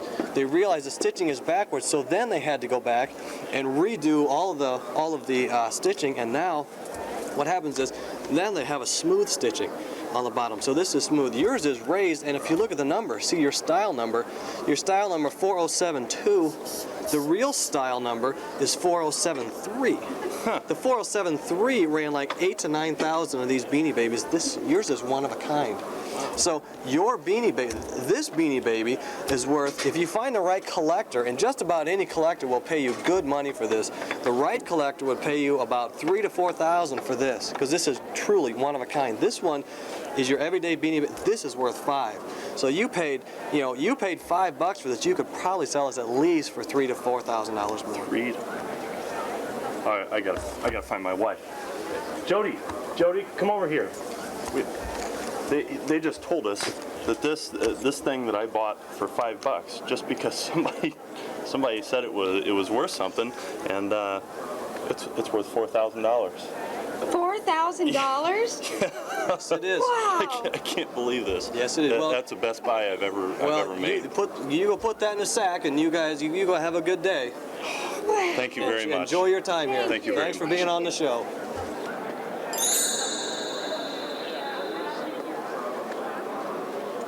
Sir, what's your name?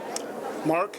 Mark? Where are you from, Mark? Actually, Wisconsin. Wisconsin, the cheesehead. Are you a Packer fan? Absolutely. I had a rough year this year, didn't you?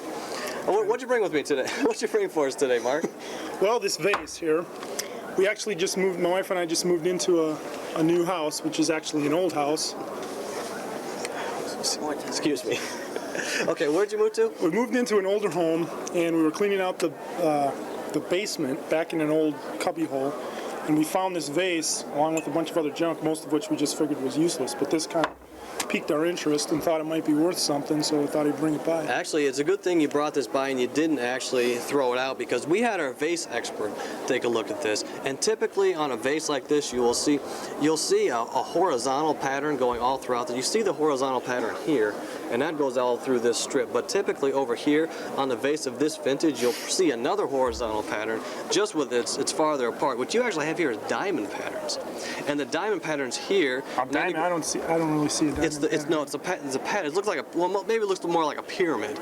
You can see how it's kind of a pyramid shape here. Then you go to more fatter diamond or pyramid here, and then up here you go more to a star. The diamond or pyramids are like in a star. Whatever. You're the expert. Okay, so obviously you don't care why this is valuable, but actually what we have found out though is this vase is incredibly valuable. It actually has the markings down here that shows its original vintage. This was stamped back in the 1800s. So what you have here, a conservative estimate of value for that vase would probably be, depending on the collector you get, that thing could go for at least $6,000 to $7,000 depending on the collector. Yes! That's not going to help its value. Sorry.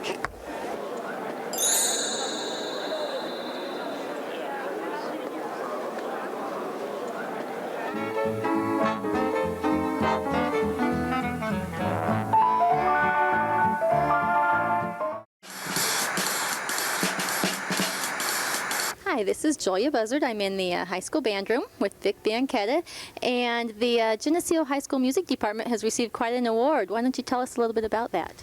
Okay, the award that we just found out about that we received recently is the first place award for Class A in the state of Illinois. It's called the High School Music Sweepstakes Award, but it's like a state championship. It has to do with schools from enrollments between 800 and 1,600. And after all the points were accumulated, we were first in our class. That's excellent. Which of the music groups here were involved in that? Basically all of them, almost all of them. The students individually participate in solo and ensemble contests, both vocally and instrumentally, and the 2 choirs went to contest, which involved all of the students, and both the bands went to contest in April. As groups, and both participated, plus one of our jazz bands participated. Wow, that's a lot of kids. Do you know offhand about how many kids that would be? Probably not. Not exactly, because I know that there are 130 students in the band, and I know that there are a slightly larger number in choir, but how many students are crossed over, there are a lot of them that do both. I don't know, but I'm going to guess, somewhere around 300 students maybe. That's a good number of kids for a school this size. Oh yes, we have really nice involvement, in the music program here at the high school. Why don't you tell us just a little bit about what is involved in, is it one competition per group? Is it something, you mentioned points that they work on throughout the year? Okay, well in March, and it's usually the first weekend in March, the Illinois High School Association has a state solo and ensemble contest, and students can participate in that contest on clarinet or soprano or tuba, etc. And more than one student can get a first place rating. It's like a state level. If it's, I'll tell you what it says on the adjudication sheet. It says superior in every way, very few if no flaws. And so if you can play at that level, then you get a first. Or if you can't, then excellent is some flaws allowed, a few mistakes are okay, excellent, and then third is good, and fourth is fair, and fifth is poor. And so there are 5 ratings. And what happens is at the end of the solo and ensemble contest, the state receives the results, and they add up the points of the solos and the ensembles, and you get 6 points for every first that you get, and 3 points for every second you get place rating vocally and instrumentally. No points for third, fourth, or fifth. And at the end of that contest, they add them up. And then later on in April, I think this year it may have been April 17th or something like that, there's a state organization contest. Now that's the one where the full choir performs and the full band performs. And we sent 2 mixed choirs, and they both got very, very high Division I ratings.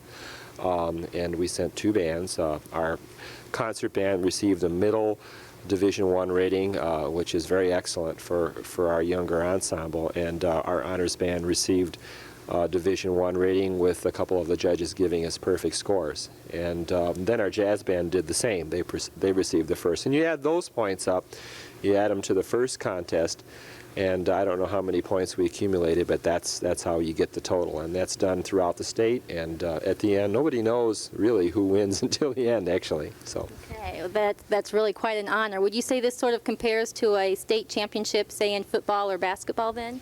This is to music as anything else would be to them. It's hard for me to answer that because it depends on who you're talking to. To the music parent, they're very proud of this, as they would be, I assume, if we won a championship in cross country or basketball or football. Sure. Great. Now, if I'm not mistaken, this is not the first time that Geneseo has got this award.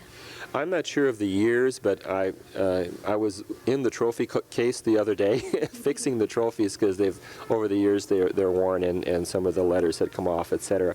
I was in the trophy case the other day and happened to notice that we had won 4 state championships of this in this class, and so this makes number 5.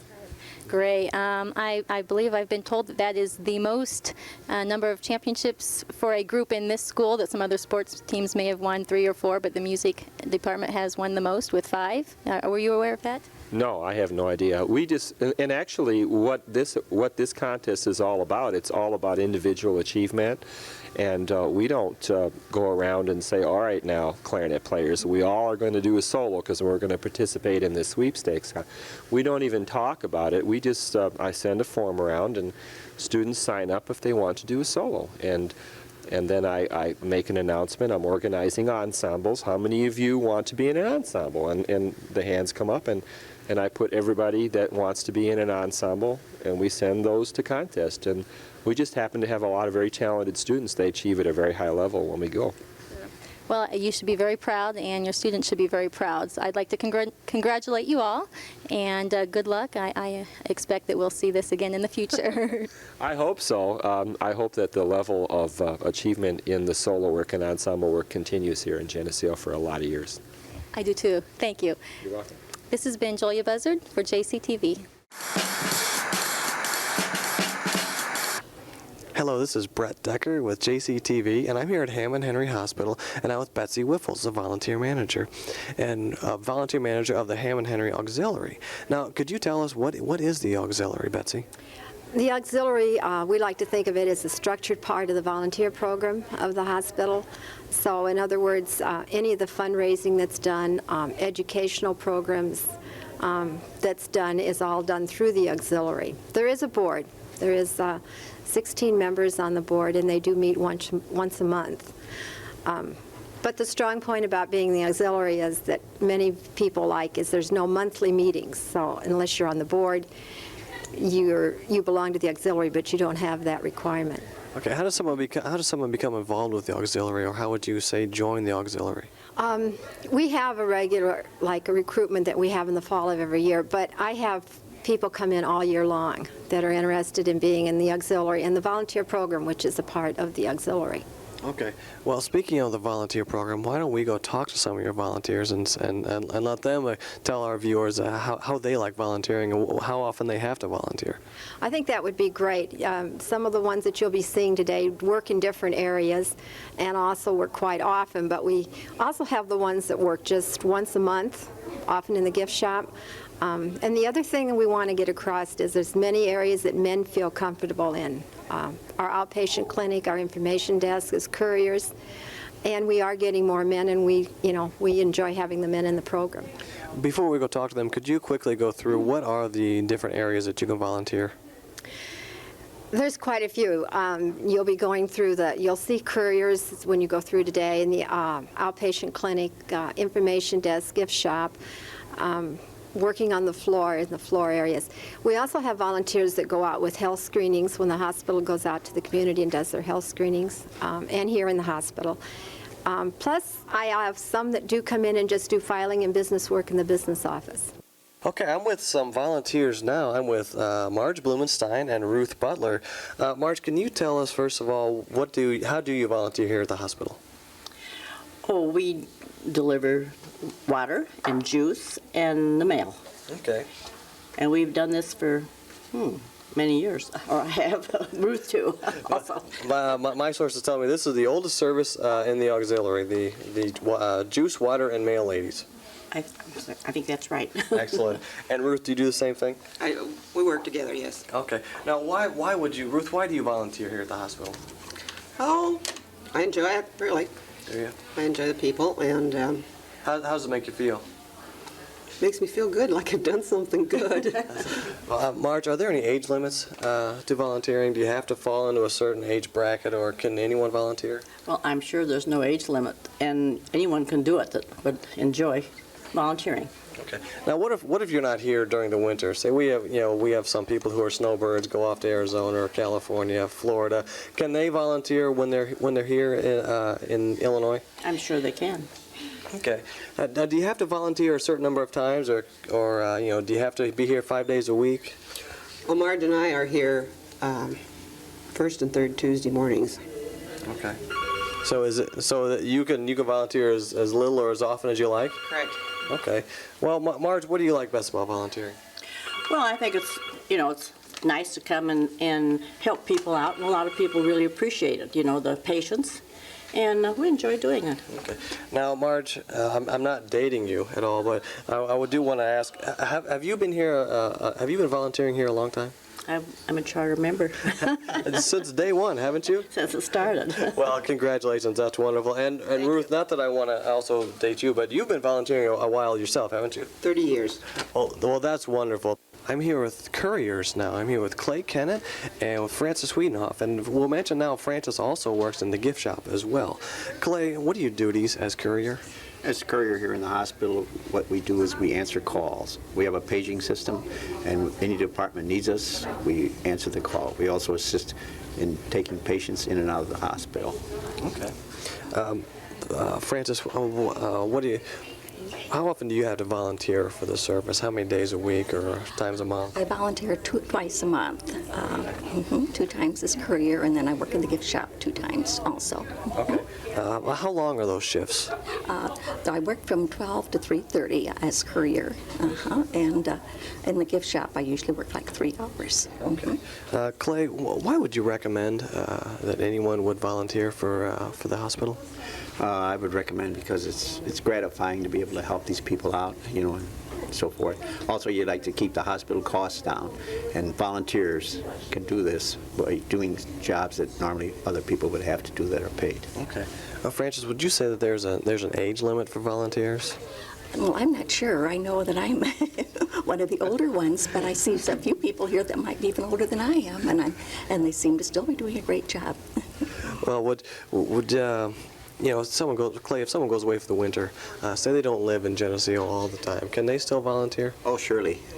Anytime. We need people to fill in for people when they go away. That's very good, yes. Okay.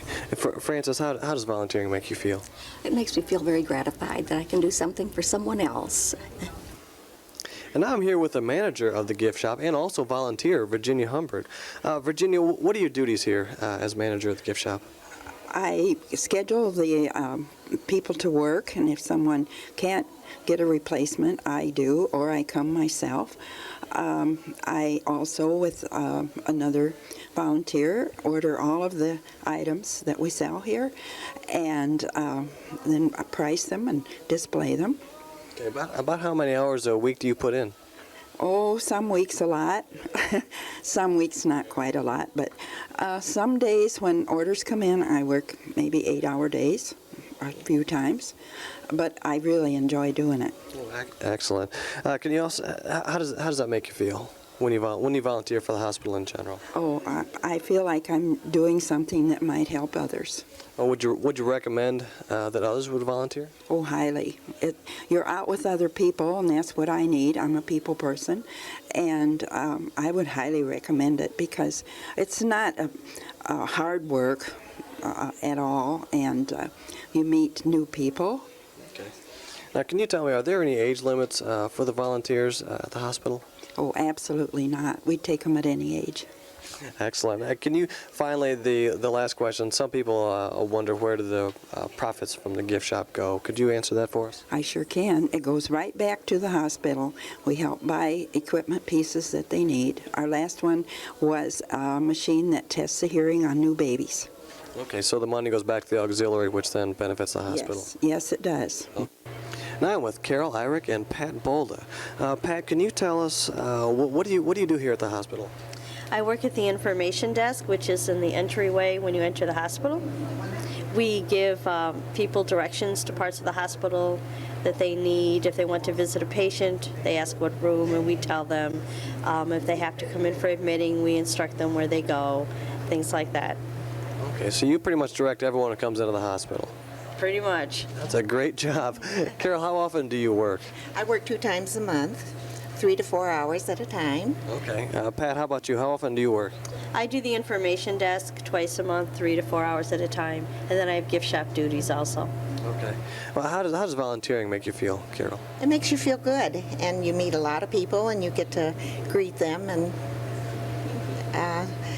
it does make you feel good. Oh, good. Pat, can you tell me how does it make you feel, and would you recommend it to others? Oh, I think it's a great way to be of service to the community, and it kind of makes me feel like I'm doing something for those people who can't because they work or they have small children. Oh, I greatly recommend it. We need more volunteers. I'm now here with Linda Roman and Maxine Marchese. And Linda, can you tell me what are the duties here in the outpatient clinic? Well, the outpatient clinic, you receive people who come in to visit the various doctors who are in here. We check them in, we check their insurance cards and make copies for the doctors. Try to make them comfortable and do what we can do for them. Maxine, what else goes on here at the outpatient clinic?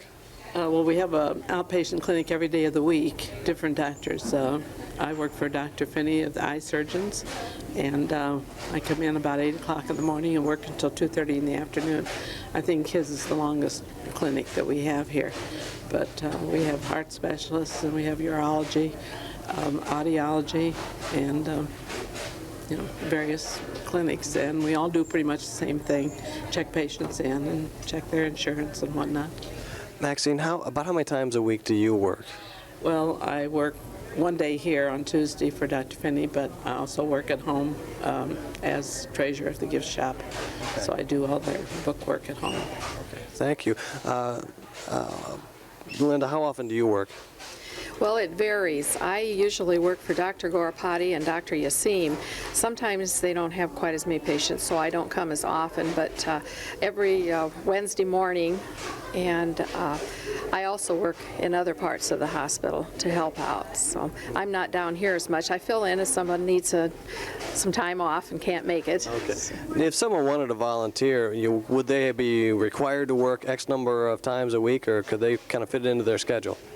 You can fit it into your schedule however you work. You can work once a month, you can work once a week, you can work many times a week. Whatever works for you, they're very accommodating. Great. Maxine, could you tell us, how does volunteering make you feel? Well, it makes me feel useful for one thing. I worked 20 years, and I was kind of lost when I quit. So this really filled in the little niche that I needed to meet people and be useful. Okay, Brett, we've been to different areas in the hospital, and you have seen volunteers and talked to them. Again, I'd like to encourage anybody who's interested in volunteering to contact me at the volunteer office. No age is no problem. In fact, we're starting our junior volunteer program for the summer. So, and I thank you very much for coming out and helping us with this interview today. Well, you're certainly welcome. We enjoyed being here, and we enjoyed our talk with Betsy, and we enjoyed our talk with all of the volunteers. It was good to see people who get out in the community and volunteer here at the hospital. This has been Brett Decker at the Hammond & Henry Hospital for JCTV. Hi, this is Melanie Rice with JCTV, back with Angie Snook at the museum, and we're here at the Children's Corner. And of course, what goes along with children but toys. We're going to talk a little bit about some of the antique toys that Angie has here on display. Angie, all of these are behind like a plexiglass. I'm sure they're probably pretty valuable then. Yes, they're very valuable, and they're things that we want people to be able to look at but not touch. And as children come in here, their first idea is like to pick them up and to play with them, and we do have toys that they can play with, but these are to look at and enjoy. Okay, and now do some of these toys date back as? Some of them are clear back to the 1870s, and then many of them around the turn of the century. And some of the old cars are very, very valuable and very collectible. Also, some of the little dolls with the porcelain heads and the glass heads are very collectible as well. And then we have a couple Lionel toys that are also very valuable and very collectible. And toys have definitely changed over the years, haven't they? Well, yes, and children didn't have all the toys that they have today, and they weren't as easily disposed of. They lasted longer, so they're passed on from brother to sister, cousins, and down to family members. They weren't just tossed away like we do now, or they break right away. Right, and they look very simple and actually kind of true to reality. Right, and many of them were made out of tin. There wasn't plastics back then, so the toys were just made a lot differently. Okay, and moving on here, I know we're going to have a hard time transitioning, but we're going to talk about a duster jacket here that men and women used to wear, I suppose, in the cars. Well, this is a 1910 man's duster coat, and what the children don't realize that almost all the roads were just dirt roads, so it was very dusty to drive in your car, and they were open. They didn't have, if they had a top, it was a canvas top, but most of the time it was down like our convertibles today, and so when they would go on these roads, their clothes would get all dusty and dirty, so they had what were called duster coats. They also wore special gloves to keep their hands clean, and there was no air conditioning, so in the summer you would wear the white ones that were thinner, and in the wintertime they had the heavy gloves because the cars were very, very cold without heat and being open, because there was mostly only open cars back then. And I assume that women had something to this effect also. Yes, they also wore duster coats and straw hats. Okay. And they probably were not allowed to drive? Women didn't drive really a lot until after about 1920, maybe 1930s, and even back in the 50s and 60s, there were many women who did not know how to drive a car. Okay. And also in this corner here, kids will be very interested to look at the old TV here. It doesn't look like much that we have today. Well, that is a 1940s original Admiral TV, and it looks like it's made from plastic, but it's actually Merlite. And the screen, of course, was only black and white, and when this was made there were only 2 channels, and the test pattern would come on and you would watch it until 5 o'clock, and then the news would come on, and the majority of programs were wrestling programs, the news and wrestling. Wrestling, like people wrestling? Yes, like all-star wrestling. Well, that's not too different than today, although we do have other channels, so that's very interesting. We have more choices now. That's right, thank goodness. And also the radio that's over there in the corner, it looks a lot different than most stereos also. Well, that was before the TV set. That was from 1920, and people would sit around their radio as you would your TV, and you would have your certain programs that would come on, and so the family would get together and sit and listen to the radio show, and at that time then you'd have to visualize mentally what you thought people looked like or what was going on in the story, and it was really a creative way of learning, and sometimes I think it would be good for children to do that today. Yeah, you definitely would have to be a little bit creative in your imaginations if you couldn't see a picture. That's right. And also, there are some dinosaur bones. We've gone from TV to dinosaur bones here, but these were actually in the Green River. These were they're mastodon bones, which are a relative of the dinosaur, and that one is a hip socket and the other is a vertebrae. And in 1936, the Green River was dredged, and these were dug up. And we love having them here in the museum. And every time I bring school groups through, they always ask me to get these out again. Mm-hmm. Oh, I'm sure they're very interesting, and kids are kind of into that stuff. There's all kinds of different things in this room. If kids would like to come in and, kind of check out the children's corner, what do they need to do? Well, in the summer we'll be open from 9 until 12 and 1 until 3, and so they can stop in. They're welcome for tours. Many of the school groups have been coming through, so on weekends they're bringing mom and dad to come and see other things. We also have spiders and fish heads and all kinds of interesting things that were given to us by Southwest School, and the boys and girls have really enjoyed looking at those. Okay, and I know you'll probably be doing something for the music festival weekend. We will be open on Saturday, but we will be closed on Sunday because of the parade, and it's also Father's Day. Right. And since we closed on Mother's Day, we have to close on Father's Day. But we will be open on Saturday, so that will be a real special treat for people. Good. I'm sure there'll be a lot of people coming into town wanting to check it out. They've already called, and people are making appointments for tours. So if your family's coming in and you want a special tour, just give the museum a call, and we'll sure take them through. Okay, thanks a lot, Angie. This has been Melanie Rice with JCTV here with the Children's Corner at the museum. Hi, Clint Rice for JCTV. We're out at Maple Bluff Golf Course, and there's going to be an event here coming up in July. I'm with Brett and Carla Lohman, and they're going to talk a little bit about the event coming up. Brett and Carla are both members of the Geneseo Chamber of Commerce, and they're going to hold a golf outing. Brett, can you give me some information on it? Yeah, it'll be our 4th annual Chamber of Commerce golf outing. It'll be July 29th, starts at 11 a.m.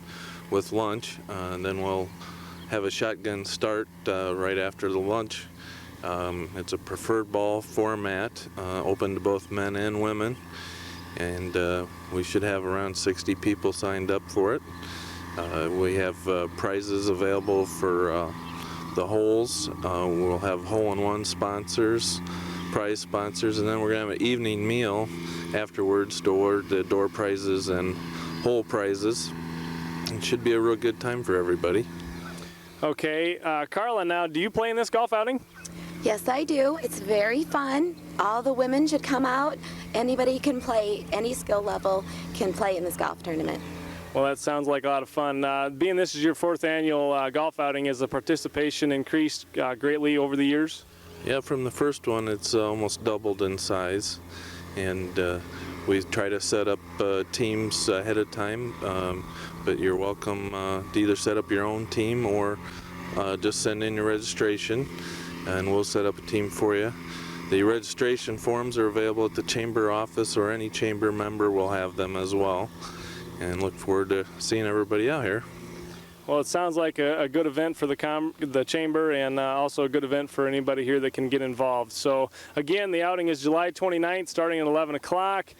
Proceeds go to the Geneseo Chamber of Commerce, and it should be a great time. I am Clint Rice for JCTV. Hello, this is Brett Decker with JCTV, and I'm here with Carrie Wright, Fire Chief of the Geneseo Fire Department. And Carrie, what we've noticed here is the fire department has a new piece of equipment. What are we standing behind? We just got a new 3,000-gallon tanker. This is. Did this replace something that we already had? This replaced our 1979 Ford that we just recently sold to Cambridge. Okay. Are there any new features to this one as opposed to the old one? This one has got a 4-man cab. We have air conditioning, so when we have a week like we had last week, we can rehab our firemen on a real hot fire. Okay, well now this would go to a rural fire, or would this mainly go to fires that would be in town? This is mainly going to go to rural fire, so we can haul water to the country. We have been known to use it in town, around the city, but mainly for the rural. Okay. Well, I guess right now, if you had a fire on Oakwood Avenue, that would be helpful, since there's no fire hydrants on Oakwood Avenue. Yeah, the fire hydrants right now have been cut off. Probably for another 2 weeks to a month. So it's a possibility we could use this in town. Okay, well that's a great addition. Okay, now there's also another project the fire department is working on, and I believe that's a thermal imaging camera. Yeah. And we're trying to raise funds to purchase one of those for the fire department. Can you tell what is a thermal imaging camera? Well, the thermal imaging camera is a piece of equipment that we can take in. It will see through the smoke, and you'll be able to see an image, whether it be a body under a bed or a hot light fixture, anything. Okay. So could it be easier to tell where a fire is with this thermal imaging camera? Yes, it sure would. We've had a lot of fires where we've had it up in an attic full of smoke. We've had to rip down ceilings when it's really just a small fire. We can save a lot of time and a lot less damage using this piece of equipment. Okay, I think I saw a demonstration earlier, does it looks like binoculars that will show where the hot spots are and like you said, will show an outline of where people are? Yes, yeah. It's a big yellow camera that we will take, and the first crew in will use, and we're going to find a lot of uses for this camera. Okay. Much more than just searching for bodies. Well, we've got a promotional video for this camera that'll explain that even better than you and I can explain it. So why don't we go look at that video for a minute? During a fire, smoke is the greatest enemy of firefighters. It becomes so thick that they can't see even a few inches in front of them. Yet they put themselves at risk every day by entering a building blind to search for victims they can't see, hear, or sometimes even feel. In some cases, firefighters have even unknowingly crawled over victims because they've lost their sense of sight. But now, technology is available to help firefighters see through smoke easily so they can save people while limiting property damage. Thermal imaging cameras, like this Argus TIC from MSA, enable firefighters to see through smoke in every type of fire to identify trapped victims and make a quicker rescue. When trapped in a fire, children often hide under beds or inside closets. The blinded firefighters who use the common rescue technique of sweeping one arm over the floor area can easily miss a child under a bed or in a closet corner. However, with restored vision, thanks to the Argus TIC, they can see under the bed, under blankets, clothes, toys, and into the back of closets. Thermal imaging cameras help firefighters search a room more quickly and more thoroughly than traditional methods. And unlike other thermal imaging cameras, the Argus TIC is handheld. No time is lost in having to put on or take off the equipment. The Argus TIC is fully portable, so firefighters can pass it along to other firefighters and perform a more effective search. This grab-and-go technology provides for the quickest possible rescue for anyone trapped in a fire, even those unable to cry for help due to smoke inhalation. It also aids firefighters in pinpointing the seat or source of a fire by sensing hot spots within walls, ceilings, and floors. This allows firefighters to attack the fire at its roots and extinguish it more quickly. Here's how the technology works. All objects give off heat or infrared radiation. Visible light cannot pass through smoke, but infrared radiation can. Thermal imaging cameras utilize pictures from heat energy instead of light. The warmer the source, the brighter the image. Without the Argus TIC, firefighters are blinded by thick smoke. However, by utilizing the thermal imaging technology of an Argus TIC, you can see that it drastically improves firefighters' ability to see in any type of dark, smoke-filled environment, including homes, commercial buildings, and even underground tunnels. Originally developed for military firefighting crews, thermal imaging cameras have been standard equipment in navies throughout the world and recently have been made available to city and rural fire departments. Gary, after the video, I'm sure people are wondering if there's some other uses for this thermal imaging camera. You know, I'm sure your fire isn't always, hey, there's a lot of smoke and we need to find people. How else can we use this camera? I would say that 90% of the calls that we have are smoke reports. Or we can run into a house, there's smoke belching out of the house, but there's no visible flame, so we probably have 20 to 30 of them that are furnace calls. This will pinpoint that and also reassure the people that this is their house is safe. This usually happens in the middle of the night.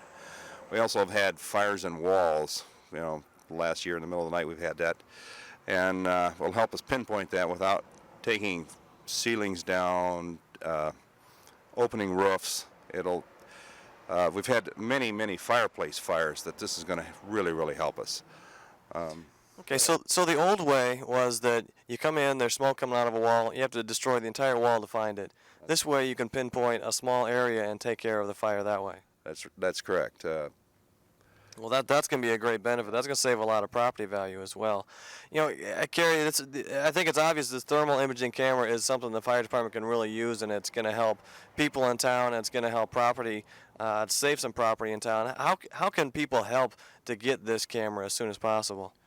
Or we got a fundraiser running right now that you can donate to this. You could just donate your money at Post Office Box 342. Yeah, Post Office 342. Right. And that goes right to the fire department? Right to the fire department, yes. Okay. Well, thank you, Carrie. I appreciate the time you took to explain this to us and to show us the new equipment. That was very helpful. And again, if you'd like to donate to the thermal imaging camera, please send your donations to the Geneseo Fire Department at P.O. Box 342 in Geneseo. It would be greatly appreciated, and they can get this camera as soon as possible. And this has been Brett Decker with JCTV. Hi, this is Melanie Rice with JCTV back here at the museum with Angie Snook, and we have a Western exhibit here that she's going to explain a little bit about. Angie, there's a lot of interesting things that you said were from your era.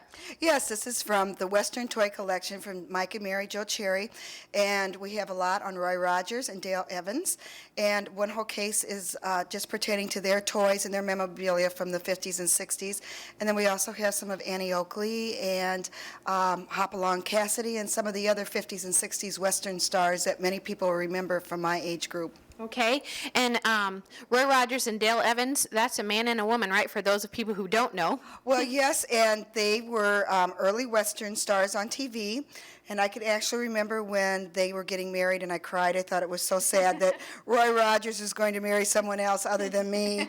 And the things that pertain to the display are through the whole time period of when they first started making their shows, their Western shows, and it has their guns and comic books, their guitars, because they were also singers, and their hats, and any little boy and girl that would get a Roy Rogers or Dale Evans watch for Christmas, or their holsters, that was a real special treat. And I noticed that you have some oatmeal boxes and those sort of things in there, and I'm sure that's significant. Well, one of the things they did was in a lot of the Quaker Oats or the other cereal boxes, you could send in there could a package that you could get a decoder ring or a special mug, a puzzle, many other types of things that pertain to Roy Rogers and Dale Evans and some of the other country stars.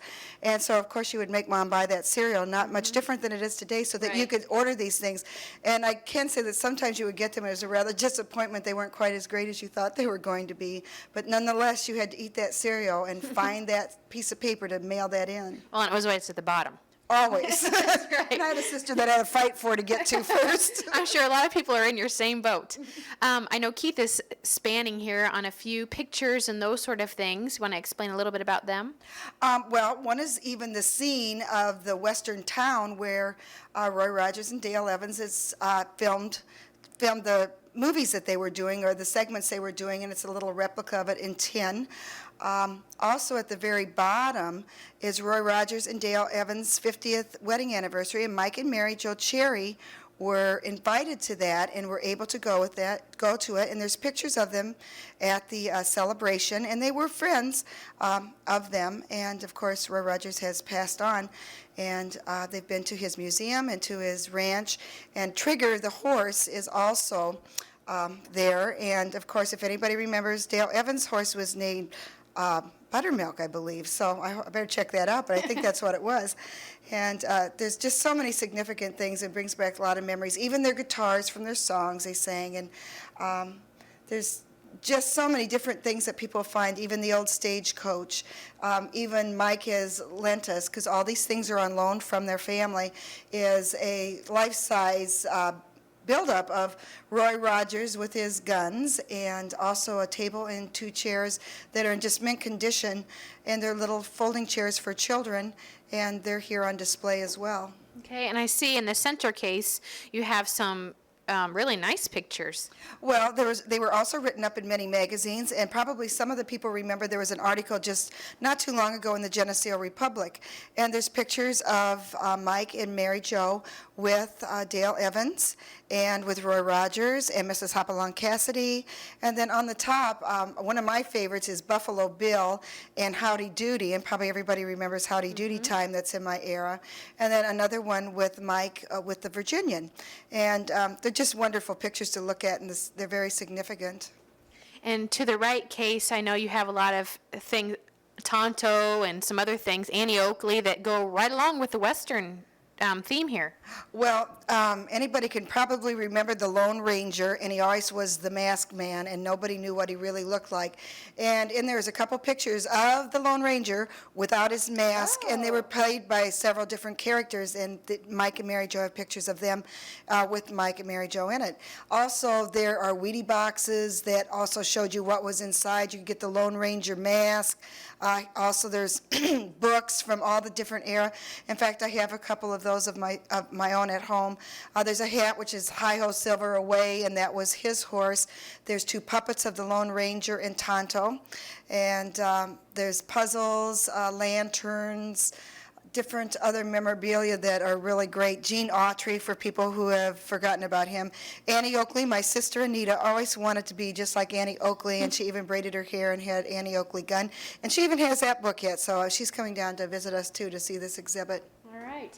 Well, this is a great exhibit, and of course, if you want to come by, then you can just come by anytime, right? Well, you should, and it will only run until September 1st, and then this exhibit will end.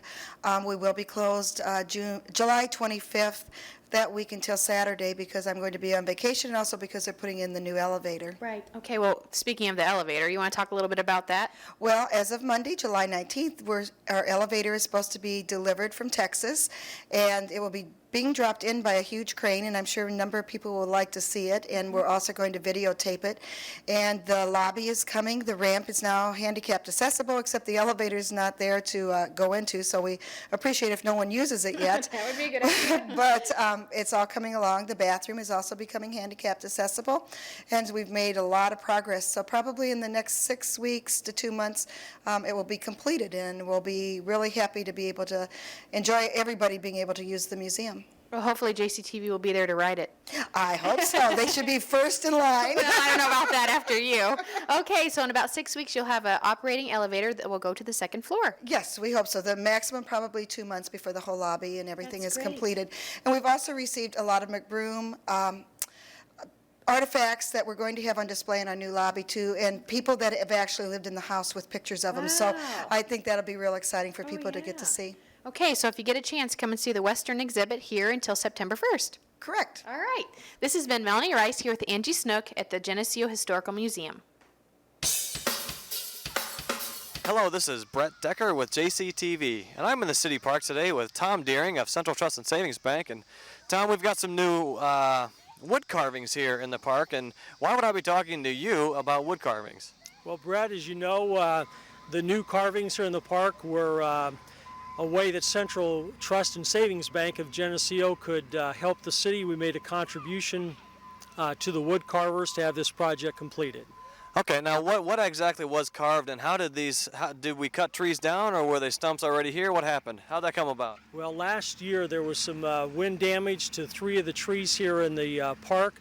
The city crews, when they were removing them, someone had decided, hey, maybe we ought to keep the stumps and for this idea of the wood carving. So these were 3 existing trees that were wind damaged, and the stumps were kept so this project could go forward.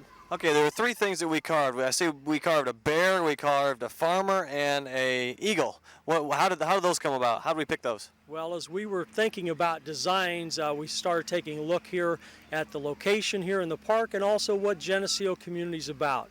The bear is close to the city or the kids' playground, so we had the bear with the welcome sign.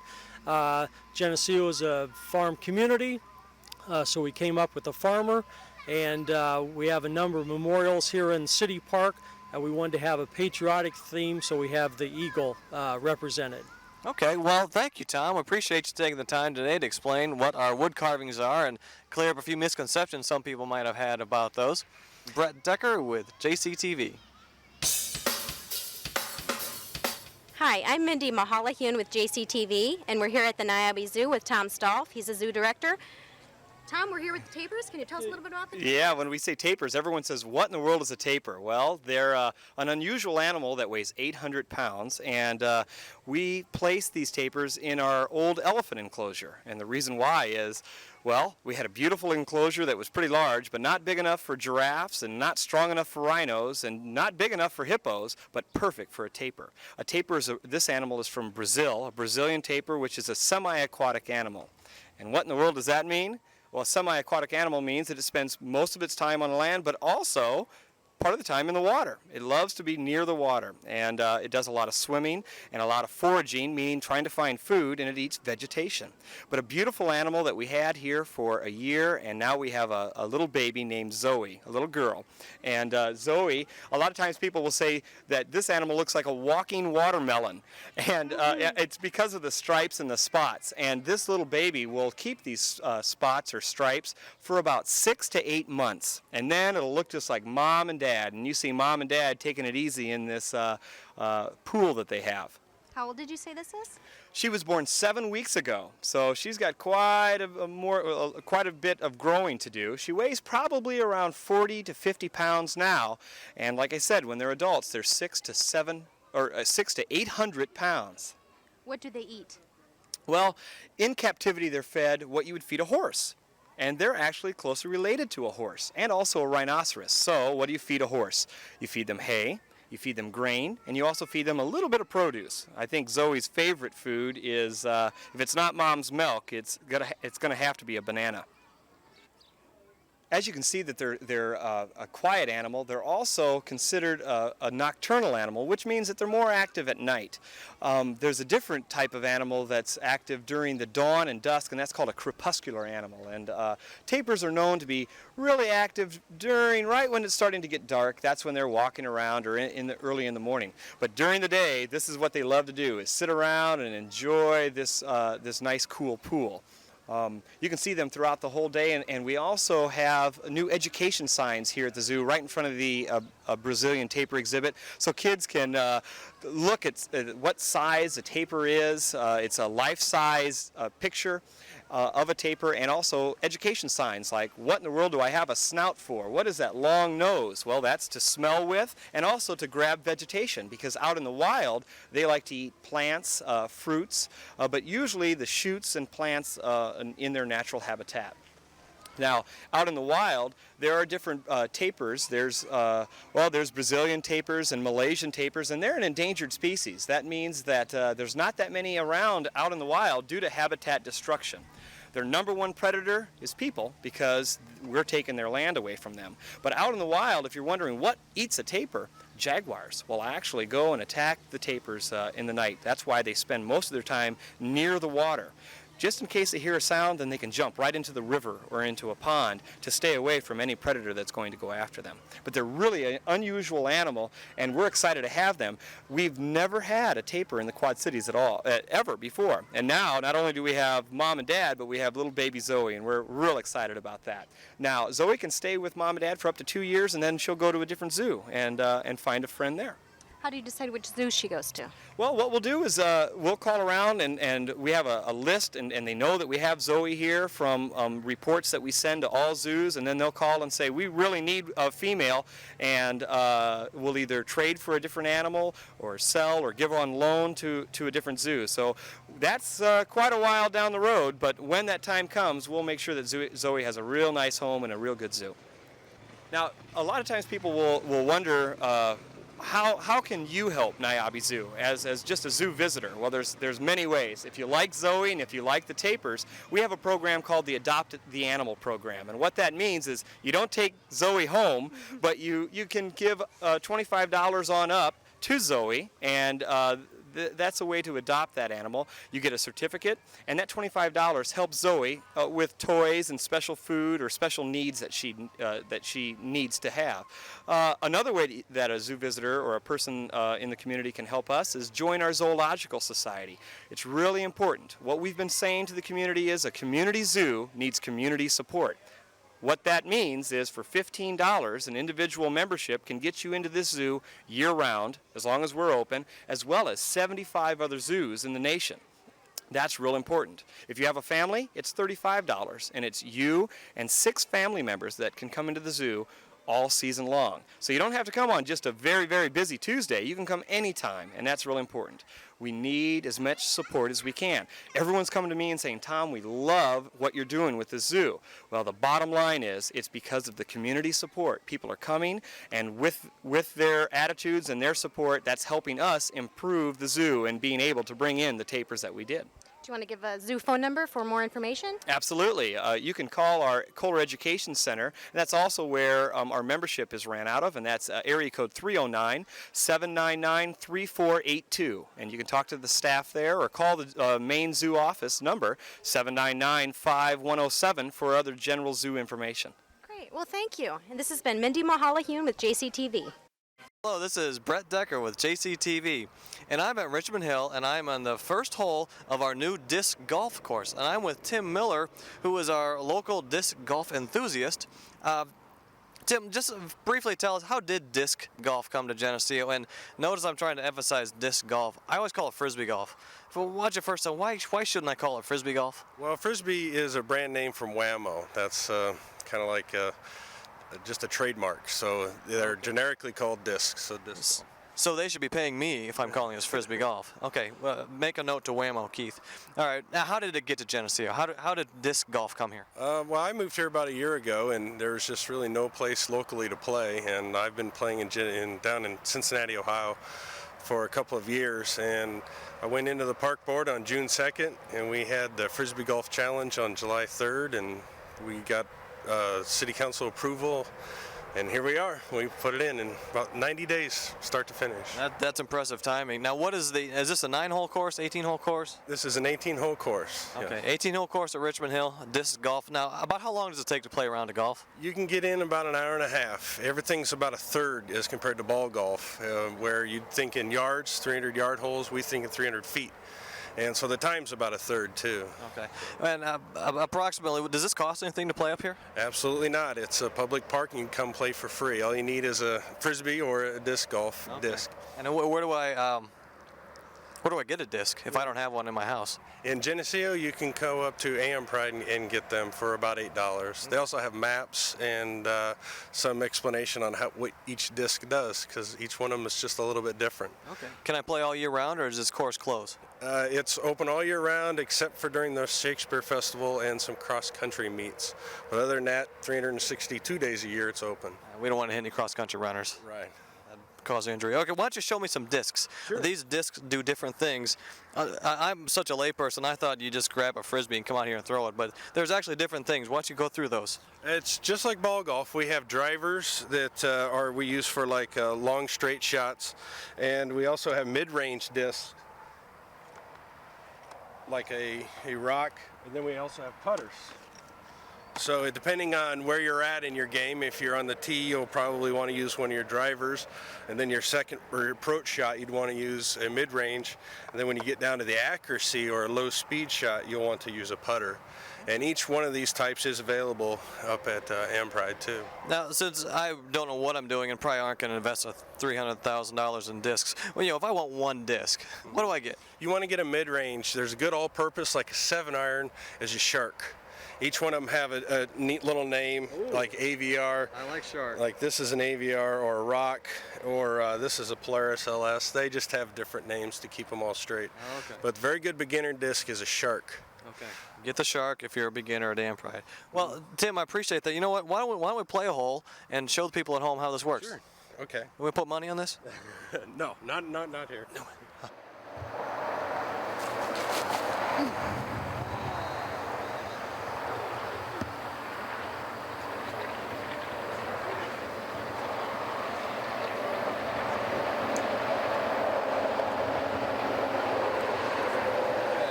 Now, the difference... Can this hurt anybody? No. All right, good. Well, if it hits them, maybe. The difference is you're going to want to come from here, because as you were a kid, you played like this.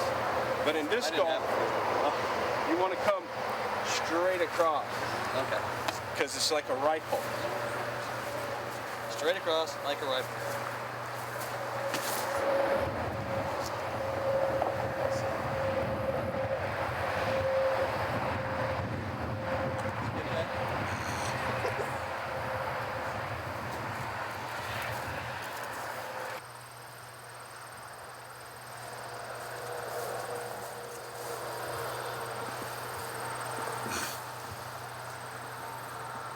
I need a wedge from here?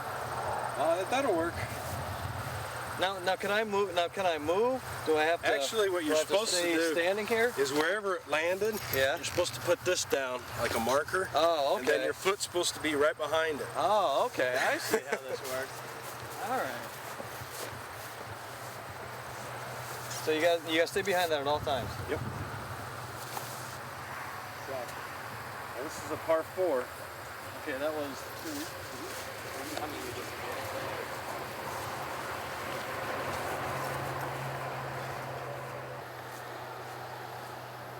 Exactly.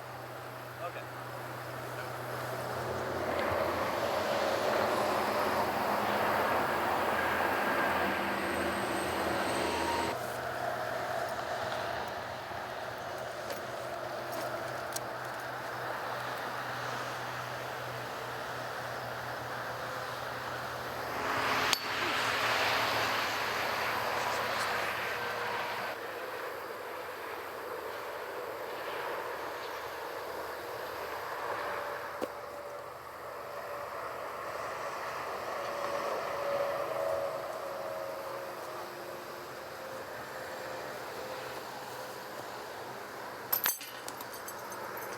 All right. Think you can make that one? Oh, yeah. Oh, look out, you don't get a gimme. You got it okay. Okay, Tim, we finished our first hole of disc golf. I got a 5. You got a what? A 3. Glad we didn't put any money on that. All right, now anything you want to tell us in the end? I see the basket here. How do you finish a hole off? Basically, the game's played just like regular golf, except for trying to hit the ball into the hole. We throw the disc into the basket, and it needs to come to rest inside the basket or stuck in the chains. On top doesn't count, and just hitting it doesn't count. The game's very simple to understand and easy to come out and play. The young and the old. During our Frisbee Golf Challenge, we had ages from 4 all the way up to 87. We had a gentleman from Galva come out and play with us.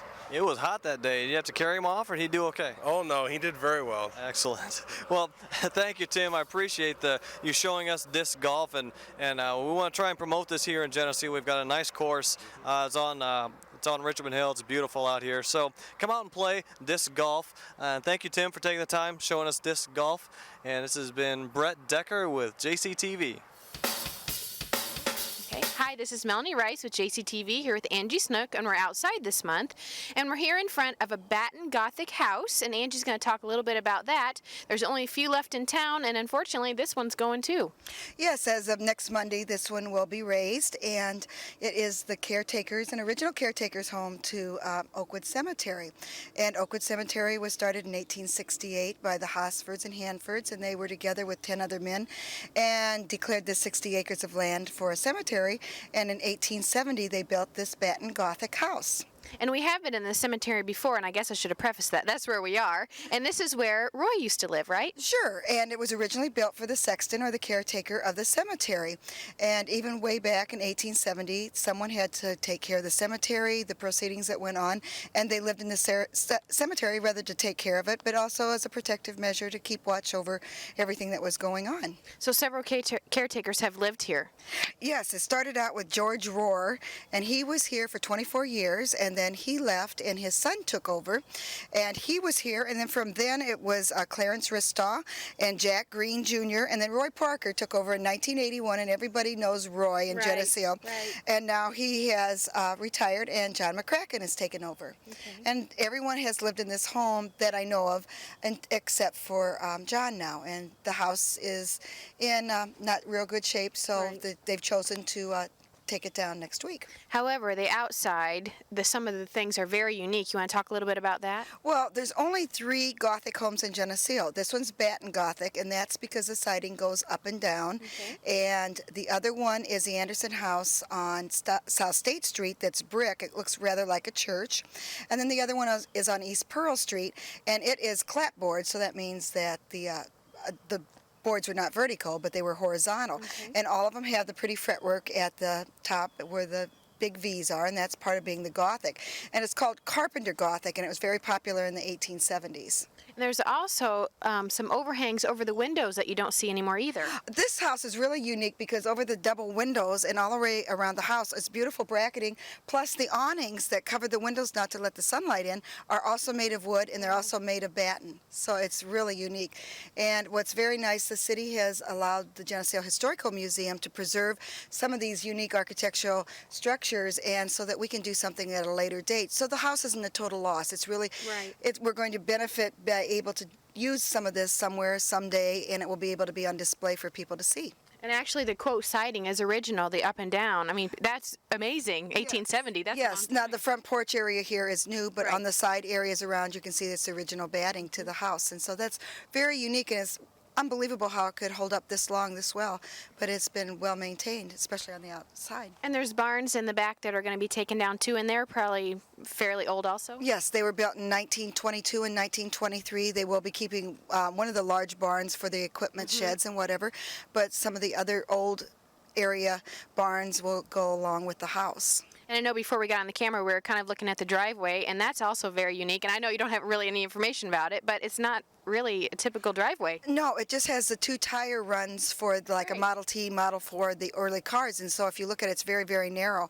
And that's still there. And it looks like it's possibly out of granite, but I'm not sure. So I'm sure I'll get a number of phone calls. But I didn't look at it until we got up here, so I'm not sure. But it's very interesting. That's something that we didn't really pay attention to earlier. No, and I think it's nice that we can show this one last time and show the beautiful bracketing and really the amount of work that went into Gothic houses, especially the Carpenter Gothic houses. Oh yeah, because it was all hand done, I'm sure. Yes, and the peaks in the roofs, because then later, a lot of the Victorian houses were much larger. These are almost all story and a half.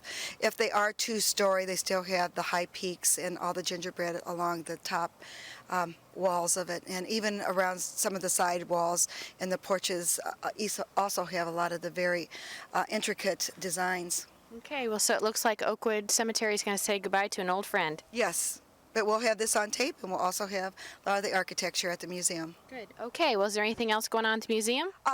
I should say that we're going to have a master weaver there, either the end of September or the first part of October, and he's going to set up his looms, and he's going to be weaving for us and bringing in some of his textiles examples, and we're going to have ours as well, so we're really looking forward to that. And if anyone knows Dick Lindell, that's who it is, and we're arranging that right now. So watch the billboards and watch your paper, and they'll be advertising what it is, and we hope lots of people turn out. All right, that sounds great. Thanks a lot, Angie. This has been Melanie Rice here at Oakwood Cemetery for JCTV. Hi, I'm Jody Edwards here with JCTV. We're at the Genesis Medical Group with Dr. McConkey, and we're going to talk about ear infections today. Hi, Dr. McConkey. I want to know, how do you know if a child has an ear infection? Typically, parents will come in telling us that their child's been very fussy. Pulling on their ears is probably one of the more common symptoms. Often an ear infection will follow a cold, so the child will have the cold-type symptoms early on. Typically, their fever will have resolved, but they might still have a runny nose or a cough. Towards the end of the illness, they'll develop fevers again, be pulling on their ears, sleeping poorly, possibly fussy when they're having bottles, maybe not want to lay down very much. At that point, we usually encourage them to bring them in so we can check and see if they've had an ear infection or not. Okay, I have a 9-month-old who's teething, and he's pulling on his ears, not his teeth, but his ears. And I was kind of wondering, how do I know if he's got an ear infection at that point? One of the things we commonly see in kids who teeth is that they do pull on their ears, and it's not necessarily an ear infection. The same nerves that innervate the jaw, where the teeth is coming through, also innervate the inner ear, so they get what we believe is a referred ear pain into the ear. So. Okay, and obviously he's here and you're going to hear him. Also, I want to know, how do you know if an ear infection is viral or bacteria, and how do you treat that? Okay.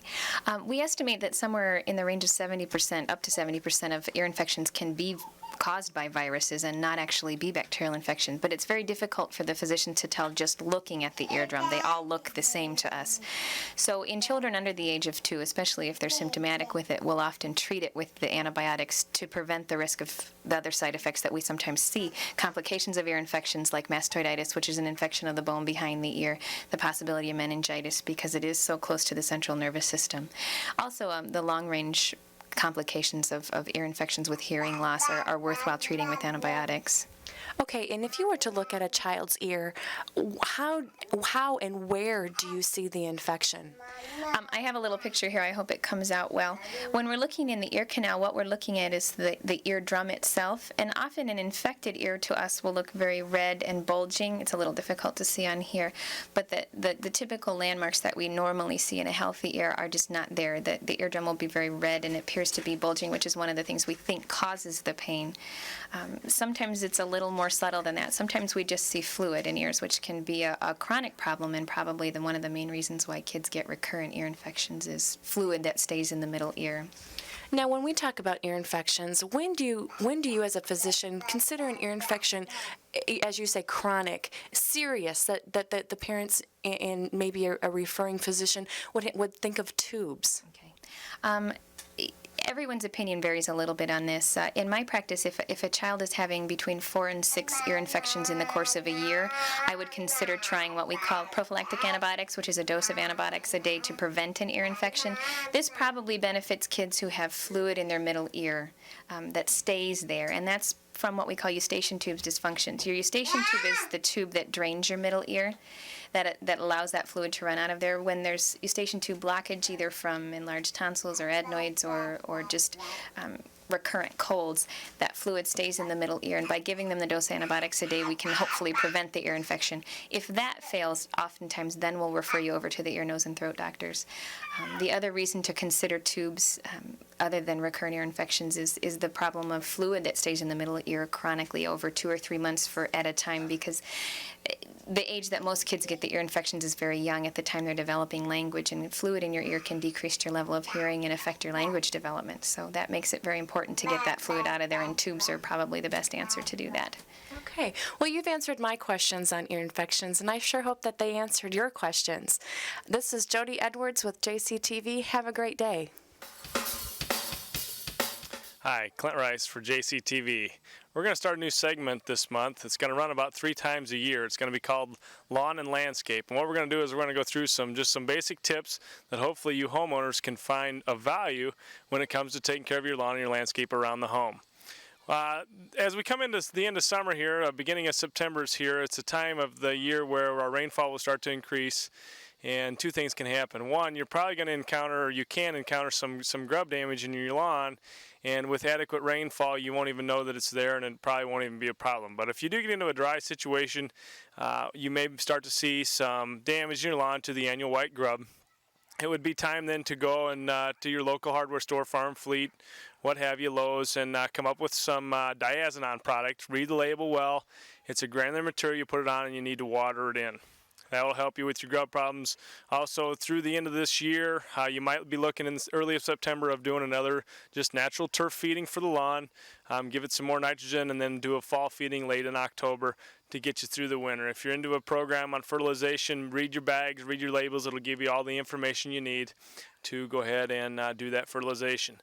Also, now's the time that you can be trimming your perennial shrubs around the house. Won't hurt them at all to go ahead and do it now, and you can do it again even this fall.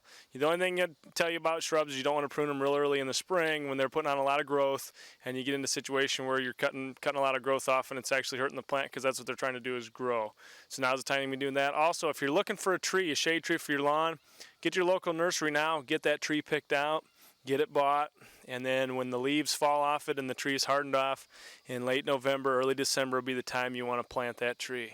So hopefully you can find the tips that I've just given you of valuable information. Good luck with your lawn and landscape through the rest of this year, and we will see you next spring. I am Clint Rice reporting for JCTV.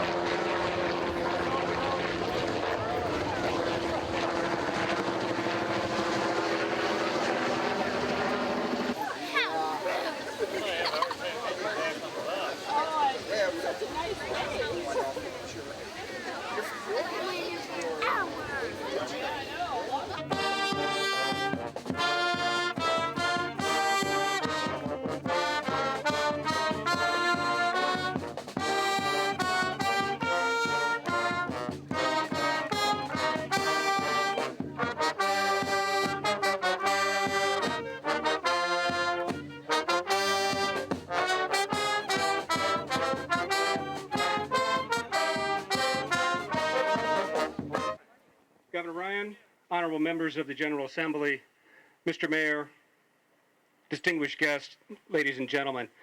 On behalf of the Department of Natural Resources and our Director, Brent Manning, and the staff of the department, we welcome you to Lock 24 along the historic Hennepin Canal. Look around you today, for we are a diverse group, and all of us are welcome along trails, and we welcome you. Trails are predominantly family places. They provide a number of opportunities for people to recreate, to gain a greater sense of peace of mind, to get out in the outdoors and enjoy health and exercise benefits, and to act as functional alternate transportation routes linking homes to schools, homes to work, connecting people to places. Trails built within greenways like the Hennepin Canal also offer a wonderful opportunity and a valuable resource for bird and wildlife and plant species.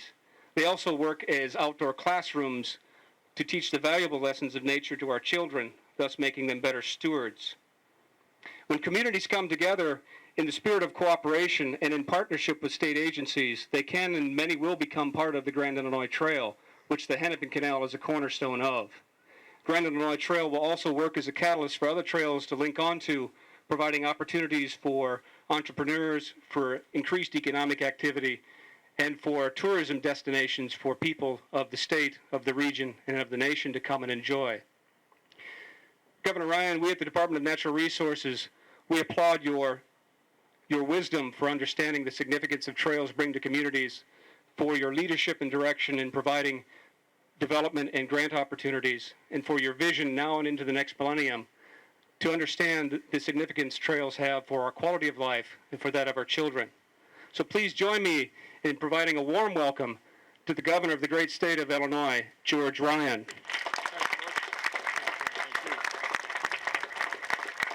George, thank you very much, and good morning to all of you folks. How are you here this morning? I got nothing on there. Thanks, Senator. That was very kind of you to get my notes. I want to apologize for being late. We had to change airplanes this morning. We got a smaller helicopter than the one we thought we had, and it took longer to do what we had to do. So I apologize for being tardy. I got to do my best to catch up now because we got 4 more states. Or 4 more stops. I hope they're not. They may be states. I don't know. But Mr. Mayor, it's nice to be in your town, and to my colleagues in the General Assembly, Representative Mitchell and Representative Boland and Senator Jacobs. I am delighted to see you here today. This program that we're going to announce is I believe, going to help families, going to help young people like this to get a little closer look at the outdoors. And today I'm pleased to announce that we have a $9.4 million state grant for the further construction and improvement of the Hennepin Canal Bikeway.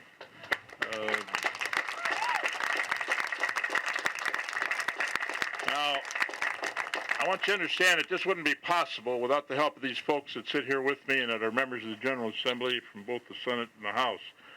They're the folks that pass and vote and do the programs, and I want to give them a special thanks, as you should. This grant is part of more than $57 million in state funding for nearly 80 community bicycle path projects in every part of Illinois, and we're doing 7 stops today as I travel about. But work on the Hennepin Trail is really part of our continued effort to finish the 47-mile American Discovery Trail, and that's a project that we want to have completed by June of next year at National Trails Day. And again, without the help of the local area legislators, we wouldn't be able to do that.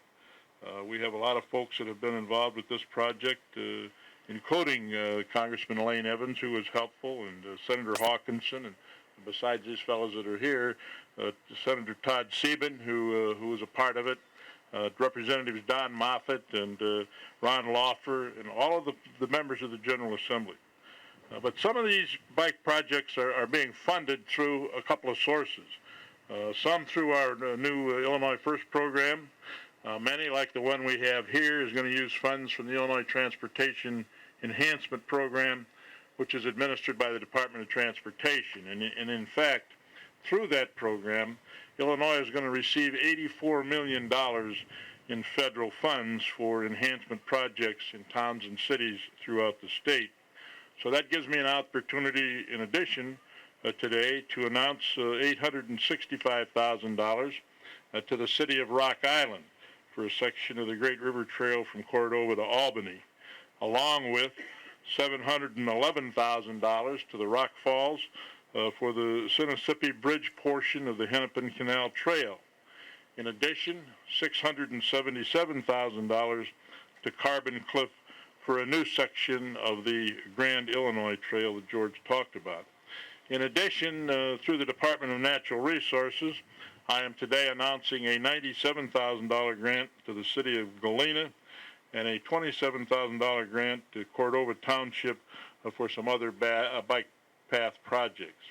In all, IDOT has 37 bike projects that total almost $48 million, and the Department of Natural Resource has some 26 projects in communities totaling $3.5 million, and the Illinois First project has 25 bike projects and bike trail projects that total $6.5 million.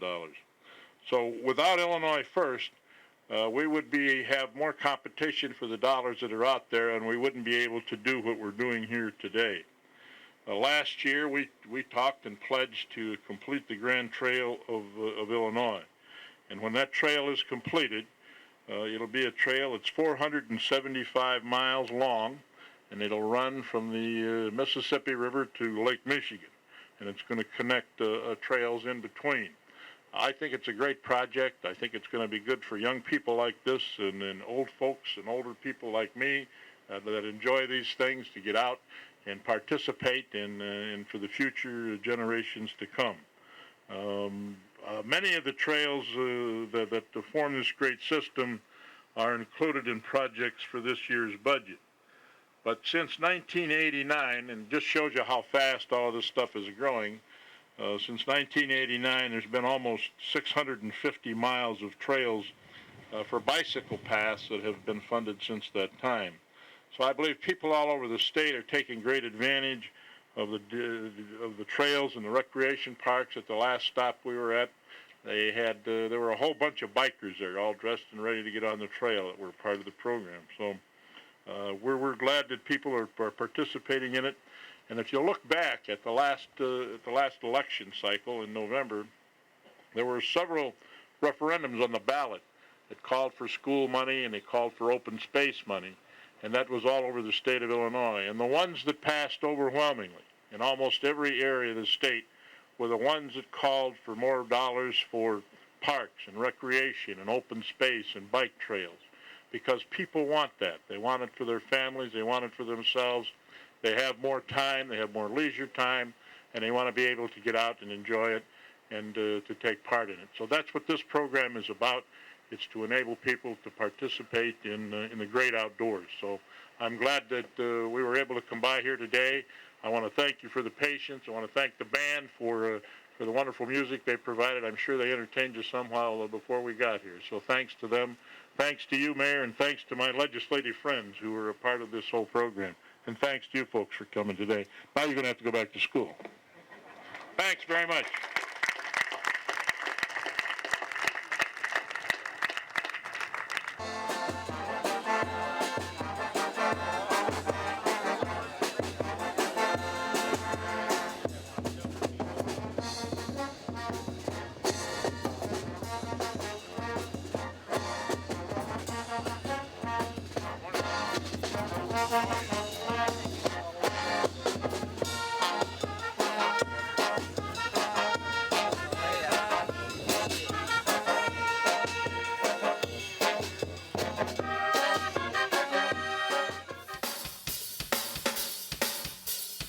Hi, this is Melanie Rice with JCTV back here at the museum, and we're going to talk about textiles, the past and present, just in time for your fall wardrobe. And we're going to talk about how they made their wardrobes, and it was way different than what we do today. Well, they had to take and pick their flax or their wool, and it depended on what type of fabric they were making, and then they would have to use a spinning wheel and spin it into thread, and they went through a long process. For flax, for one day it would be the same as a woman walking a mile just to make 1 mile of thread, and so 1 yard of thread, and so it was really a lot of work. And then once she made the thread, then it would have to be put on a weaving loom, and she'd have to make it into fabric, and then from there she would have to wash it or dye it and then make it into clothing. So it's no wonder that people didn't have a lot of clothing at that time. And we think about older homes and how they weren't any closets, and they didn't need closets because they didn't have a lot of opportunities to make clothes. No, and even the clothes that they would make, if they were made from linen or cottons, they would be worn over and over again, even if they had stains or whatever. The children would pass them on until they wore out, or mended until they were totally worn out. And a lot of the things, are kind of neutrally colors, but they did get to the point where they were making a lot of colors. How did they do that? Well, they couldn't go buy dyes in the store, and so what they would have to do is go out and pick bittersweet and boil it in a pot and make a dye from it. Or sometimes they would use turnips or dandelions. And what's kind of funny, they would use dandelion tops to make a light yellow, and then they would use the roots and the stems to make a green. And so that's how they would make their fabric colors. And of course, walnuts would be brown. But some of the different berries they would use would look like one color, but when you would boil the yarns in it, they would turn a different color than what it looked like in the pan. And that's quite interesting. And so they had to dye it before or after when they had the thread or when they had the blanket. How did they do that? Well, with woolens, you can do it during the process. They could do it before they had to weave it. They would first make it on the spinning wheel and get their threads, and they could dye it at that time, or they could wait until they had put it on the weaving loom and had the whole piece of wool and then dye it. And with wool, it's really was important that they had to make it a lot larger and a lot looser weave because of how wool shrinks. And if they made it too tight, it would get really hard and rough, and it wouldn't be able to use it to make different clothing out of it. So it took a lot of skill to do this, and it was kind of trial and error. I'm sure mothers pass this down to daughters all the time. Well, yes, and with the difference between the wool spinning wheel and the flax spinning wheel is the wool spinning wheel is much, much larger. So a woman who was making her thread for that day would walk as much as 5 or 6 miles a day just to make thread. So she got a good workout as well. Yeah, no kidding. And really, back then, it didn't really matter because they were busy just trying to survive. I'm very interested in the word flax. Some people might not know what that really means. Well, it's a type of cotton, and it's the same type that we pick here in the United States in our cotton fields. And then it is taken and picked apart because it has very sharp outer skins or seed covers on it, and then from there, which is really hard for your fingers and hands, then it would have to be pulled, and they do what they call it carding, and it takes all the little seed endings out of it, and then they would start to use their spinning wheel to spin it into thread. Unbelievable. I mean, you think about what we do with clothes now, and we just take it for granted. Yes, and in the first loom was in spinning wheel was in 1642 in Massachusetts, and by 1810 in the United States there were still only 24 places that would make thread or fabric that you could purchase. So that's not very many places, and it would be very hard to get. And these women actually did this at home then? Yes, they would do it at home. Almost every home would have their own spinning wheel, and many of them probably had their own looms. And was wool and cotton the only kind of material that you could use? Well, in the early United States, that was the two that were primary, but also you could get silkworms brought over, and you could spin silk, which would be a real special treat to be able to have silk and to use it to make thread. And the worms would have to make the thread, and then of course you would have to go ahead and use a loom and weave it into fabric, and that would be a real special occasion that you would get that. People just worked hard. I mean, that's all I can say. And they're very probably appreciative of the clothes that they had, not like we do. We throw them in the garbage or whatever, and they would take care of their clothes. That's right. Okay. Well, this will be a great exhibit, and I'm looking forward to people coming and seeing it. It just makes you appreciate everything that we have. And we're going to have a lot of textiles out from clear back to 1600s on up to today, and see the difference, and hoping to have different weavers maybe even bring in some of the things they have made, and maybe a write-up on how they did it. Good, and that'll be in October, correct? October and November. Okay, wonderful. All right, well, thanks a lot. And this has been Melanie Rice here with Angie Snook, talking about textiles today and yesterday for JCTV. Hi, this is Mindy Mahalahoon with JCTV, and we're here at Niabe Zoo with Tom Stolf, the zoo director.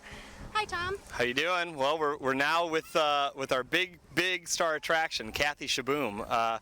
Last month we were over near the taper enclosure, and that used to be Kathy Shaboom's enclosure. Well, back in 1997, we built a new enclosure for her and walked her from her old enclosure to her new one. Now, that doesn't sound like a big deal to you probably, or the listeners or watchers, but to move an animal that's 8,000 pounds that has never walked on the grass, that is a big deal, we thought.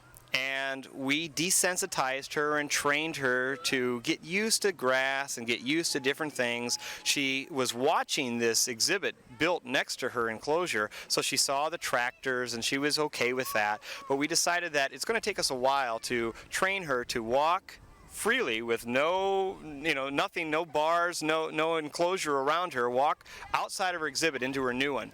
We thought it would take about 5 or 6 hours. So we did this August 3rd of 1997, and we got up around 4 in the morning. We were prepared for a long day. The zoo visitors were going to be here at 9:30, and we just didn't want we didn't want to close the zoo, but we also didn't want a big crowd that might startle Kathy Kathy Shaboom. So around 5 in the morning, we started the walk, and at 5:04, she was in her new enclosure. Wow. And now how old is Kathy Shaboom? Kathy's 39 years old now. And she'd never stepped on grass. Isn't that something? Now, years ago, obviously, she was born in a working farm in India, so she was, in the, on soil. And when she was younger, people tell me that they remember when Kathy was only about chest high, and she was walking around, and they would say that kids would ride Kathy back in 1964 and 65.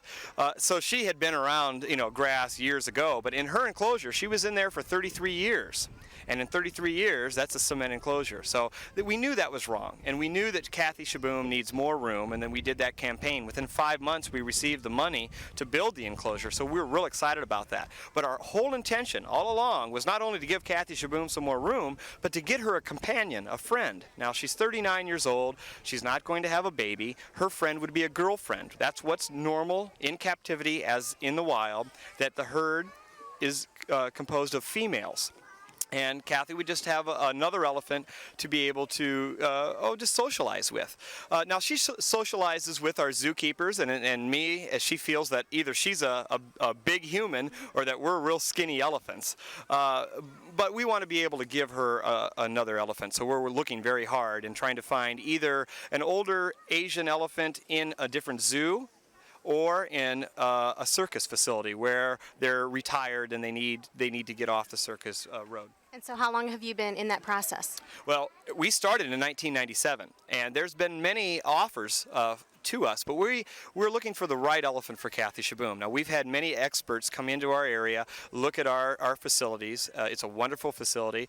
Look at our elephant, and she's a very healthy, a good-natured elephant. So we are very confident that an introduction will take place and it'll be taking place very, very soon. So I'm almost willing to say by next season, Kathy Shaboom will definitely have a friend in here, and we're real excited about that. Good. Now, didn't I hear once that maybe she had frostbite or something? What happened with her ears? That's right. Now, there's a couple things that we need to talk about. First of all, she is 39 years old, but everyone that I talk to say, "Oh, Tom, you're way off. She's only 35." Well, see, back in 1964, they celebrated her first birthday, but they didn't tell the zoo visitor that elephants stay with mom until they're 4 years old. They're nursing until they're 4.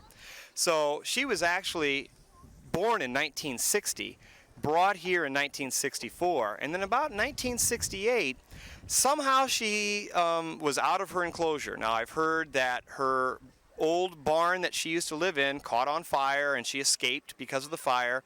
I've also heard that she just escaped out of her enclosure. When this happened, I wasn't even born. So I'm just hearing from locals that that's what happened. Well, what happened, it happened when it was very, very cold outside, 30 below zero.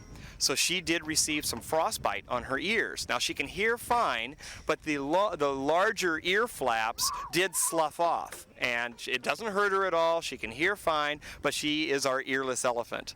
And now that's important, though. Very important to have ears as an elephant. People probably wonder, well, why do they have big ear flaps? Well, they have them for a couple reasons. Number one, they have these ear flaps to get the flies off them, and they use them as big fly swatters. But they also use these ears as radiators. See, when it's really hot outside, they need to cool their body. So they'll take these ears and they'll flap their ears, and the blood vessels will actually cool the blood in their body. So Kathy Shaboom needs to take as many baths and go swimming as much as we can possibly do on a warm day. You'll also see elephants naturally dust themselves.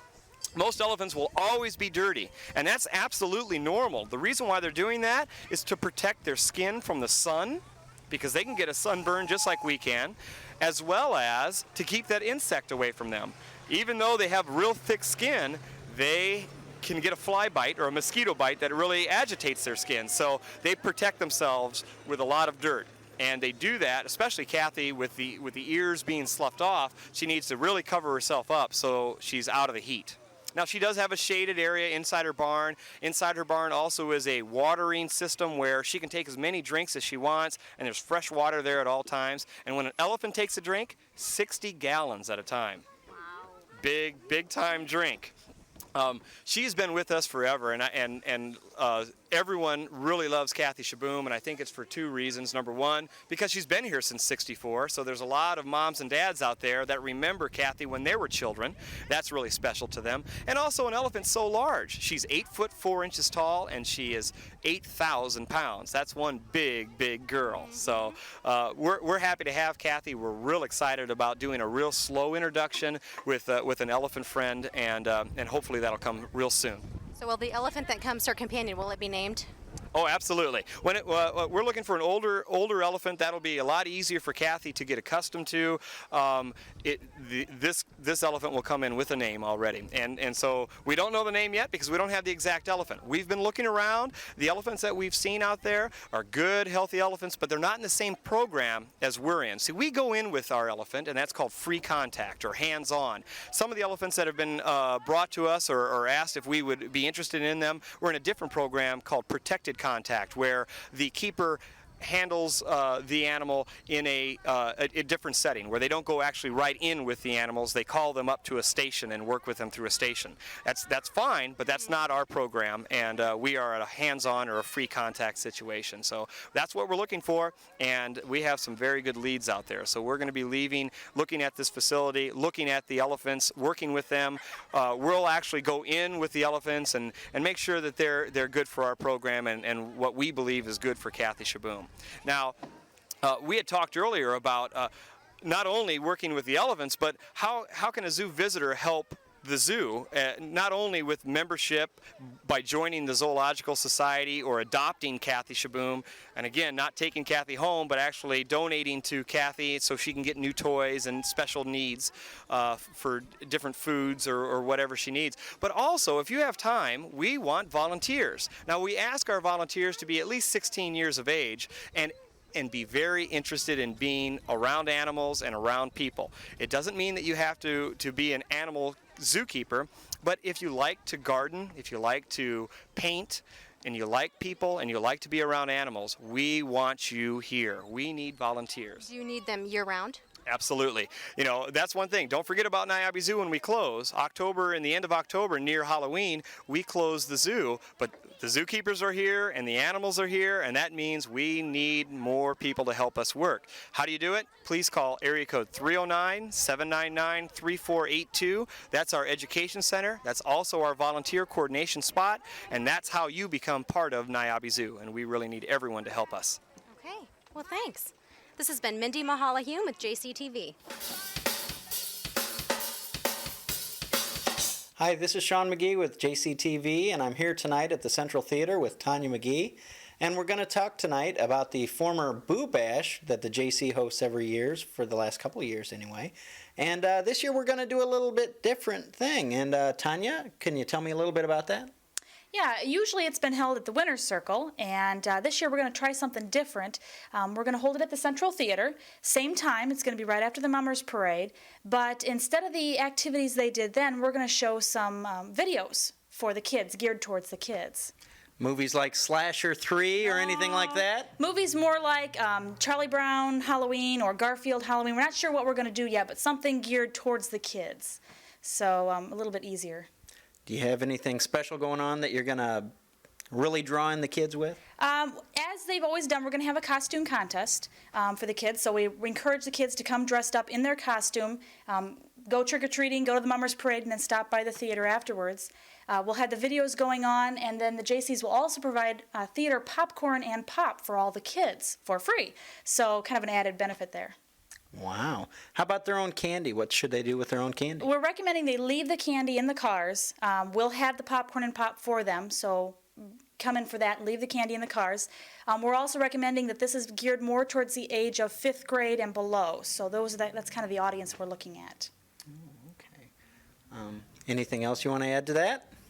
Not really. We have limited seating. Anybody who's come to the theater before knows that. So we recommend that we want to get as many kids in as possible. Parents are welcome to come, but we're trying to get as many kids as we can to see this and enjoy this provided by the JCs. So come and join us after the Mummers Parade and for some popcorn and pop and movies and the contest. So. Well, that about sums it up. Once again, this is Sean McGee and Tanya McGee from the Central Theater and JC's, and we're wishing you a happy Halloween. Hi, I'm Jody Edwards here with JCTV, and I'm at the Geneseo Middle School with Sheriff Gib Cady from the Henry County Sheriff's Department. We're going to talk about cell phone distribution to the Geneseo Community School District and all of Henry County schools. Can you tell us a little bit about the cell phone distribution?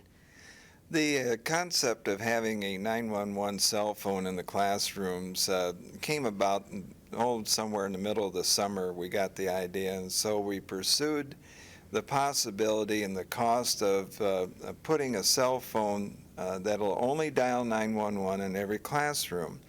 And so we got a hold of a manufacturer, and we got the cost and found out that it was really not that expensive.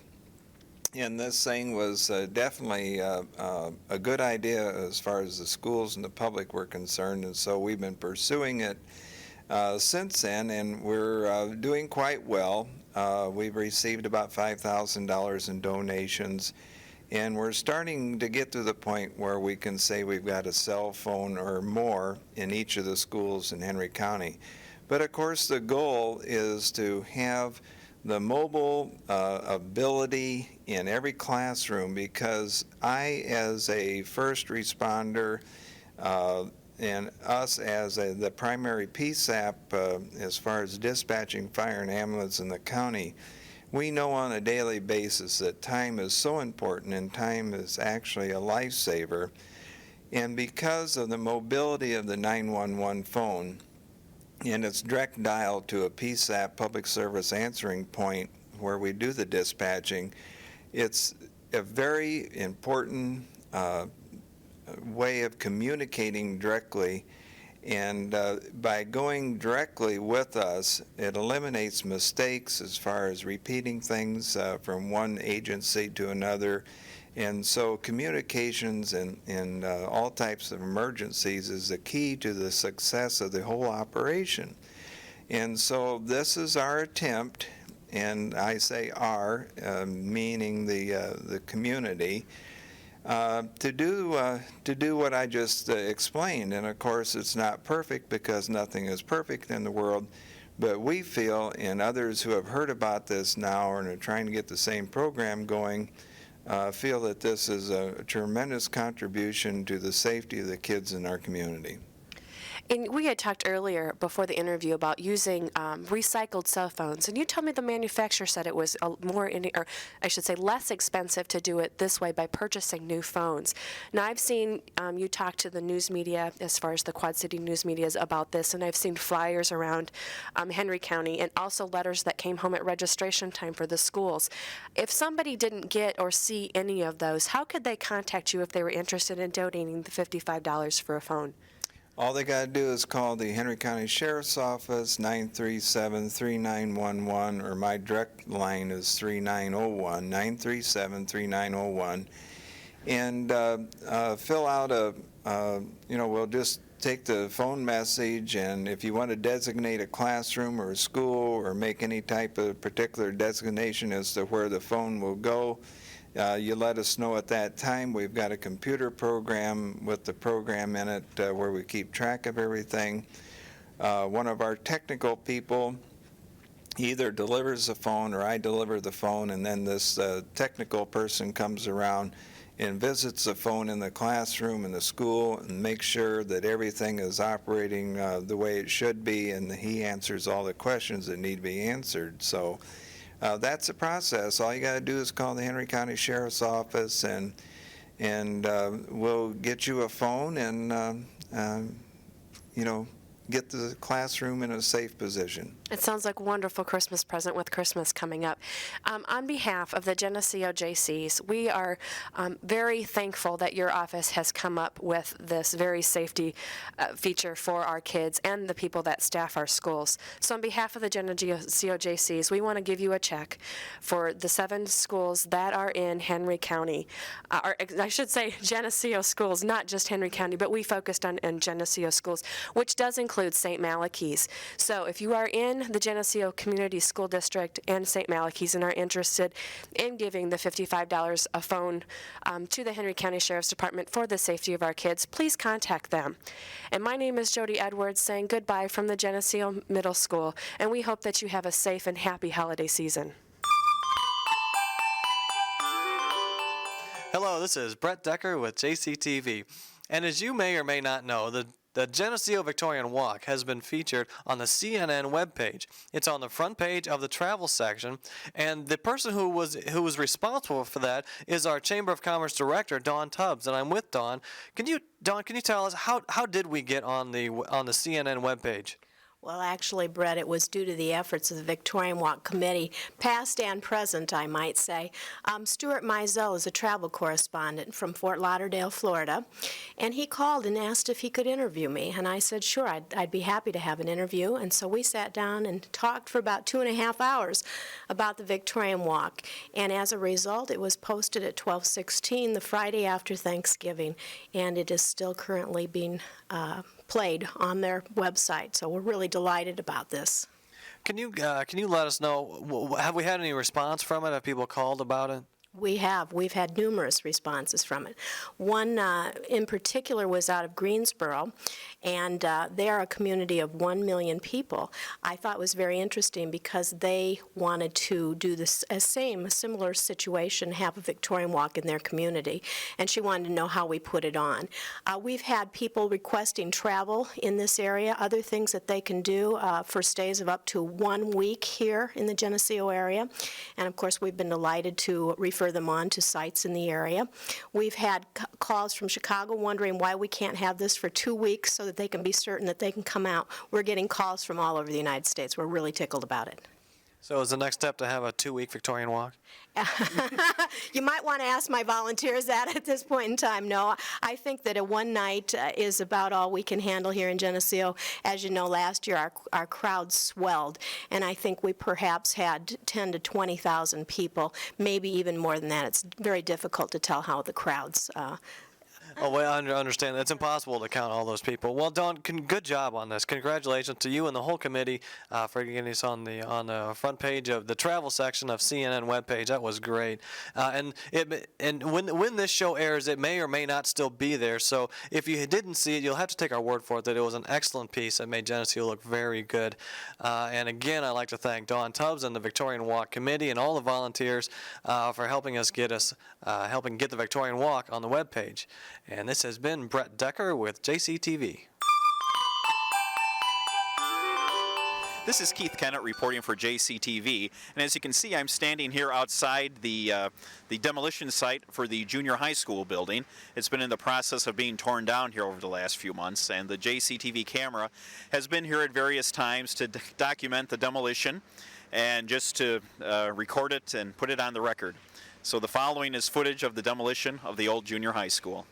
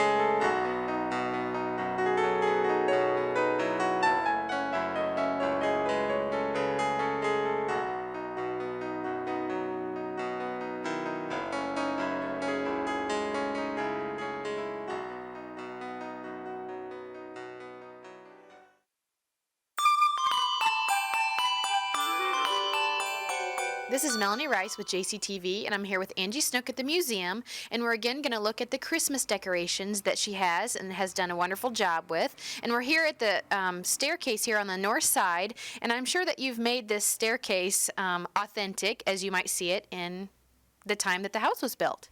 Yes, one of the things that we try to do at the museum, since this is our second Christmas, but changing the decorations and keeping it traditional to Victorian times, and the house lends itself to that very naturally. So it's the dried flowers, and what people often thought was always red poinsettias or plants, but the Victorian times used lots of ribbons and beads, dried flowers from their own gardens, and many times it was in pinks or golds, and not always the red that we think of. Okay, and I notice a lot of pastel-y colors. Yes, and that was very traditional. That's one of the things that I think many people think that everybody had the red or burgundy flowers and because of the berries, but they were often mixed with pastel colors, and especially in areas where in the South where there were a lot of pastel flowers even blooming at the Christmas time. Well, and we'll keep on walking here, and I remember a few Christmases ago when we were at the old place that you showed us some Christmas cards that were all pastel-y.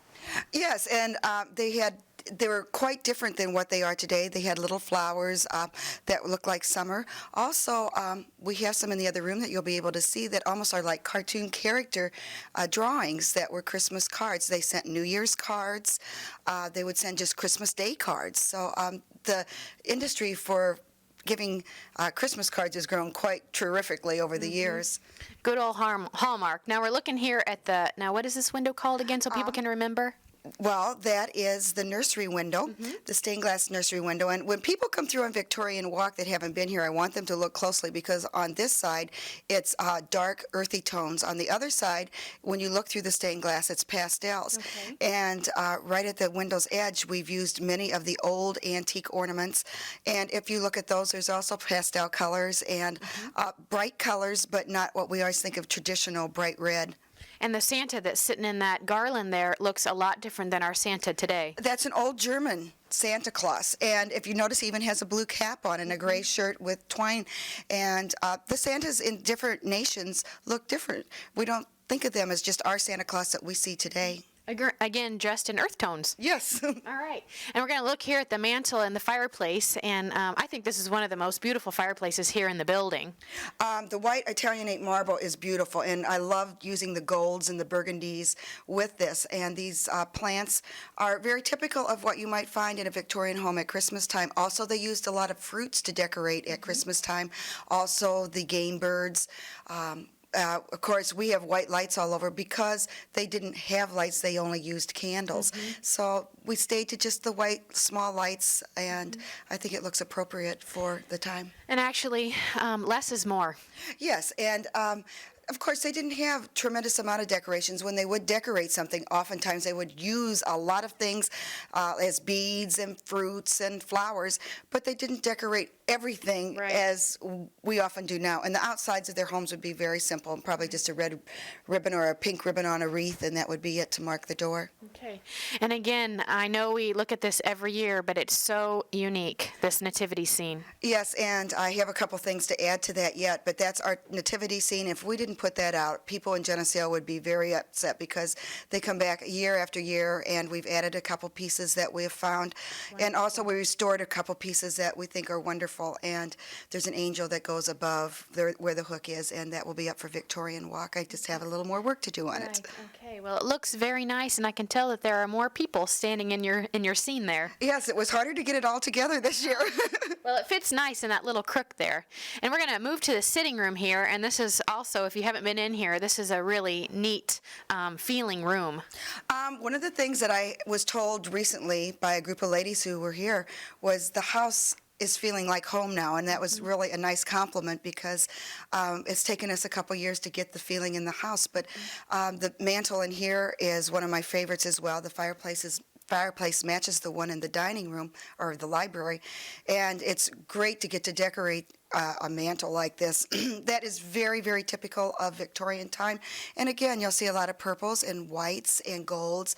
The little tree with the antique bulbs. That's something that I don't remember ever seeing. No, that's a new purchase that I actually bought it for my own home and thought I want more people to enjoy it. So I brought it to the museum and it's on display here.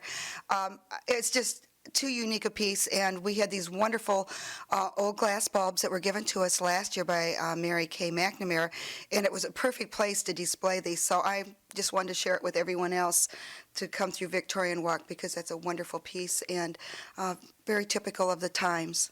Okay. And I noticed that there are a lot of decorations around lights. Is that something that they normally did? Yes, because they would have had either gas lights or candles, and that was a way to decorate where most people would look would be at where the lights would be.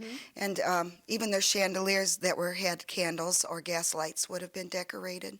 And not a lot of waste. I mean, they used what they had, and that was just perfect. Yes, and they were happy with it. And actually, when you look at it, it's more elegant probably than many of the things that we do today. Exactly. We could take a few lessons. We're going to go back to the south side of the house, and this is a totally different era. Yes, this is the original side of the house that was built in 1855, and if you notice, it's even actually more primitive. We have natural grapevine in the backyard as well as the bittersweet, and so during the summer and fall, I was collecting things from the museum yard to use on the open stairways because this house, they probably would have done exactly that. And I'm sure some people will come in and say, oh, look, she's got twigs hanging on the stairway, but they would have used what they had. And as we've researched the family that lived on this side, they were quite different from the one on the south side. They lived a rather sparse life in comparison and didn't do as much entertaining. And this is what I would picture that their side would look like. Not as elegant, more to their family feelings that they had. Okay, well, it still looks very nice. One of my favorite sides, really, and I love the stairway. I think the baluster and just the artwork alone of the stairway and how it was built and the architecture is wonderful. Okay, and we'll move on here into, well, these floors are so nice. These wood floors are just gorgeous. Move into, here's the Christmas tree here that everyone sees from the Geneseo house. Well, if you notice that also has things from our garden as well. A lot of bittersweet. The poinsettias, of course, cannot be real, but it's decorated very much as it might have been, although we can't have live candles on our tree. But it's a beautiful tree, and it's noticeable from outside the museum with the lights, and it's a wonderful place to have it. And you did all this decorating yourself? Yes, I did. Well, it looks just wonderful. I know that you've worked really hard. And I see a mistletoe over here, if Keith can find it. It's right there in front. Yeah, there's a mistletoe. Shall we go get him? No, we're not going to bug the cameraman. Mistletoe was quite important. They would have parties, and the mistletoe would be hung under the door or in the doorway. So as the young eligible bachelors would come in, and the young women, that would be kind of a game that they would play. And I think it's been relived a few times over the centuries. No, really. But it's a wonderful tradition, and it should be here as well. Right, nice innocent tradition. And here we have some more garland. And what's the blue stuff that's in there? Well, that is another type of grass. One of the things I did this year, I spray painted a lot. With our dry summer, we have a lot of wonderful grasses that grow just along our roads, and so they turned very brown from lack of rain. So I used spray paint this year, and it works great. The berries and stuff, dip them and paint them, and spray paint them gold or silver, and people would be amazed at what you could use. I think it would be a fun class to maybe teach next fall and have at the museum, just on Victorian decorations, to get people to come in and see how simply they could have Christmas and how beautiful it would be. All right, now this is on tape, so you're going to have to hold you to it here. Well, I would love it. I'd like to have people join me to do some of these things. Great. I'll be the first one to sign up. Here we have another, and look at the little angels, and those are cute. Well, those are new, but this is the children's section, and we were given the Santa Claus uniform, our suit, that Mr. McNamara, as we all well know as Mac, he wore this for many, many years, and it was given to us. And so we have Santa. So we have a Victorian Santa here. And I did something naughty last Saturday. I brought my grandson in to sit on Santa's lap because Amy and John said I couldn't take him to the real Santa first. So he has the Victorian Santa at the museum. Okay. And then alongside of the fireplace is another very, very old Santa, and behind it is a fan. And if it were workable and we felt that it wouldn't cause a fire hazard, we would be able to use that. And his arm would wave to the boys and girls as they go by. And we may be able to instrument something to use here to actually show it, because he's a wonderful old piece. Okay. Well, that's really neat, and I know we talked about those little houses on top of the mantle last year, but just in case someone forgot, they're kind of like our little house village things that we have now, but they're cardboard, aren't they? They're cardboard, and they glued the front to them. They folded them and made them into the little villages. And this is a complete village, and it's in wonderful shape. We are thrilled to have it, and I really keep it out here at the museum all year round because it's a great piece for us to have. And people enjoy it all year round. Well, and it probably took them a long time to do it. Yes, I can't imagine how long it was. And to think that they took care of them that well, that they would last this long. Also, this year, instead of one train, we're having 3 trains, one track. Oh, and here they are over here. And we're not done putting the houses and all the special things that go with it, but there's 3 different trains. There's one similar to what we had last year. Chuck Hanford this year has put this together. There's a very small train on the inside track, which has 4 or 5 little cars, and I can't remember the date he gave me on that one, but the larger train in the middle track is from 1928, and it's wonderful. And the little lights, also then the train that has all the moving parts was a current train that you add a piece to each year. And he's going to have all these running on Victorian Walk Night. So we're thrilled that Chuck's coming in and doing this year, because it's going to be a wonderful display. And I'm sure we'll have trouble getting the kids all through. They just loved it, big kids and little kids. Right.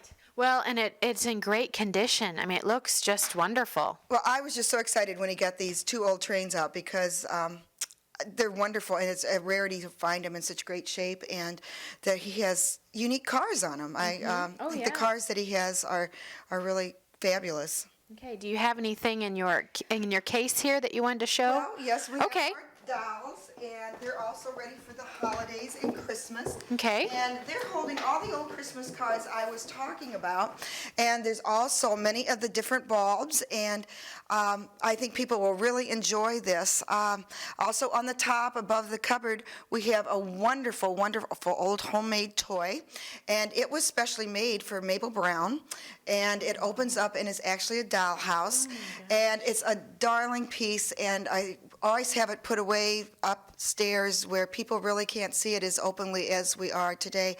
And then the little corner cupboard, which is next to it, it has its doors open. It has belonged to Betty Hoyt Johnson, and that's just a recent piece that we've received at the museum, perfect to have out for the doll displays on Victorian Walk and all the things a little girl may have. It may have been a salesman's sample. I'm still researching it, and I'm not sure, but I will find out probably by January, February, when I talk to some specialists in the area. Okay. And I know in the other room we passed a feather tree, but you want to explain that a little bit? Oh, before there were, people cut real trees, but they could also use feathers, and they would dye them, and they would twine them together to a center area, and it was a little primitive tree, which would look like a quite sparse tree. I always laughed when my kids were little and called it Charlie Brown's tree. Well, and that's something that people really don't think about either. The feather trees were just very simple. Yes, and they're remaking them now. I saw some in the cities, and they're just wonderful. I can't believe they're remaking them, and the fact this tree is nearly a 5-foot tree is quite unusual, and it was given to us by Kay Henriksen, and it was her family tree, and I wonder what children today, if you went and plunked that in front of your fireplace and said, oh, here kids, this is your Christmas tree, I'm sure they would be just appalled. But at that time, children were happy just to have a Christmas tree. That's right. Or just one gift that someone made. Yes. All right, we're a little bit spoiled, aren't we? And getting more so. That's right. Okay. Well, is there anything else? Oh, the store is decorated too. Well, the country store would be very typical of where you get fabric, where you would get your flour to make your dough, because many gifts were an apron maybe made by mother or grandmother, or a little Christmas dress. You would also do baked goods to give to your friends and neighbors and relatives. It wasn't like it is today. You couldn't go out and just purchase something for it. Children would be happy with a slate, or you would even make a quilt or a little cloth book. And I've noticed since I have a grandchild now that cloth books are coming back again, and I'm just thrilled. It was such a simpler time, and people were really cared about their family and friends and the children, and just getting together and celebrating Christ's birth. And it was a very much more simpler time, and I would really wish that sometimes we would just take that in consideration and be so thankful for what we have. And that's a good motto, especially moving into the next millennium here. Yes, I hope people think about their families and how they can simplify their lives and make it more meaningful for not only their families but for the other people around them. That's right. Okay, well, Angie, again, you've done a wonderful job. And the Victorian Walk will be in December, and we're looking forward to having it open. The bottom will be open, right? It is December 11th, and we will be opening our doors at 4:30, which is a half an hour before the rest of the city opens up the windows. But we've done that because we have so many people that are interested in coming through, and we only have the bottom open because last year we had nearly 3,000 people, and we were really cautious of people trying to get up and down the steps. Our elevator is in, so we are handicapped accessible. We will be using the front entrance for the people that aren't in wheelchairs, and then we'll be going out the back entrance, not down the steps from the store this year, but on the handicapped ramp. But if you are in a wheelchair or cannot make the steps, then we will have someone at the back to help you come in. So we are handicapped accessible now. Good. Well, you've done a great job, and I appreciate all your time. And if you get a chance and you don't make it for Victorian Walk, you guys are going to be open, aren't you? Yes, we are also open on Saturdays and Sundays from 1:30 to 4:30. We will be closed the week between Christmas Eve and New Year's because I'm spending time with my family. Well, good. That's what we're supposed to do. Okay. Well, happy holidays. This is Melanie Rice from JCTV. This is Stacy McConkey reporting for JCTV, here to let you know some information about the Victorian Christmas Walk this year. This year's Christmas Walk will be held on December 11th, and the JCs and Emerald Circle from the Grace United Methodist Church will be holding our annual chocolate shop. At the chocolate shop, between the hours of 5 and 9 p.m., we'll be selling chocolate goods and hot chocolate. Proceeds from this year's chocolate shop will go towards local charities. We hope you join us and partake of some chocolate goodies.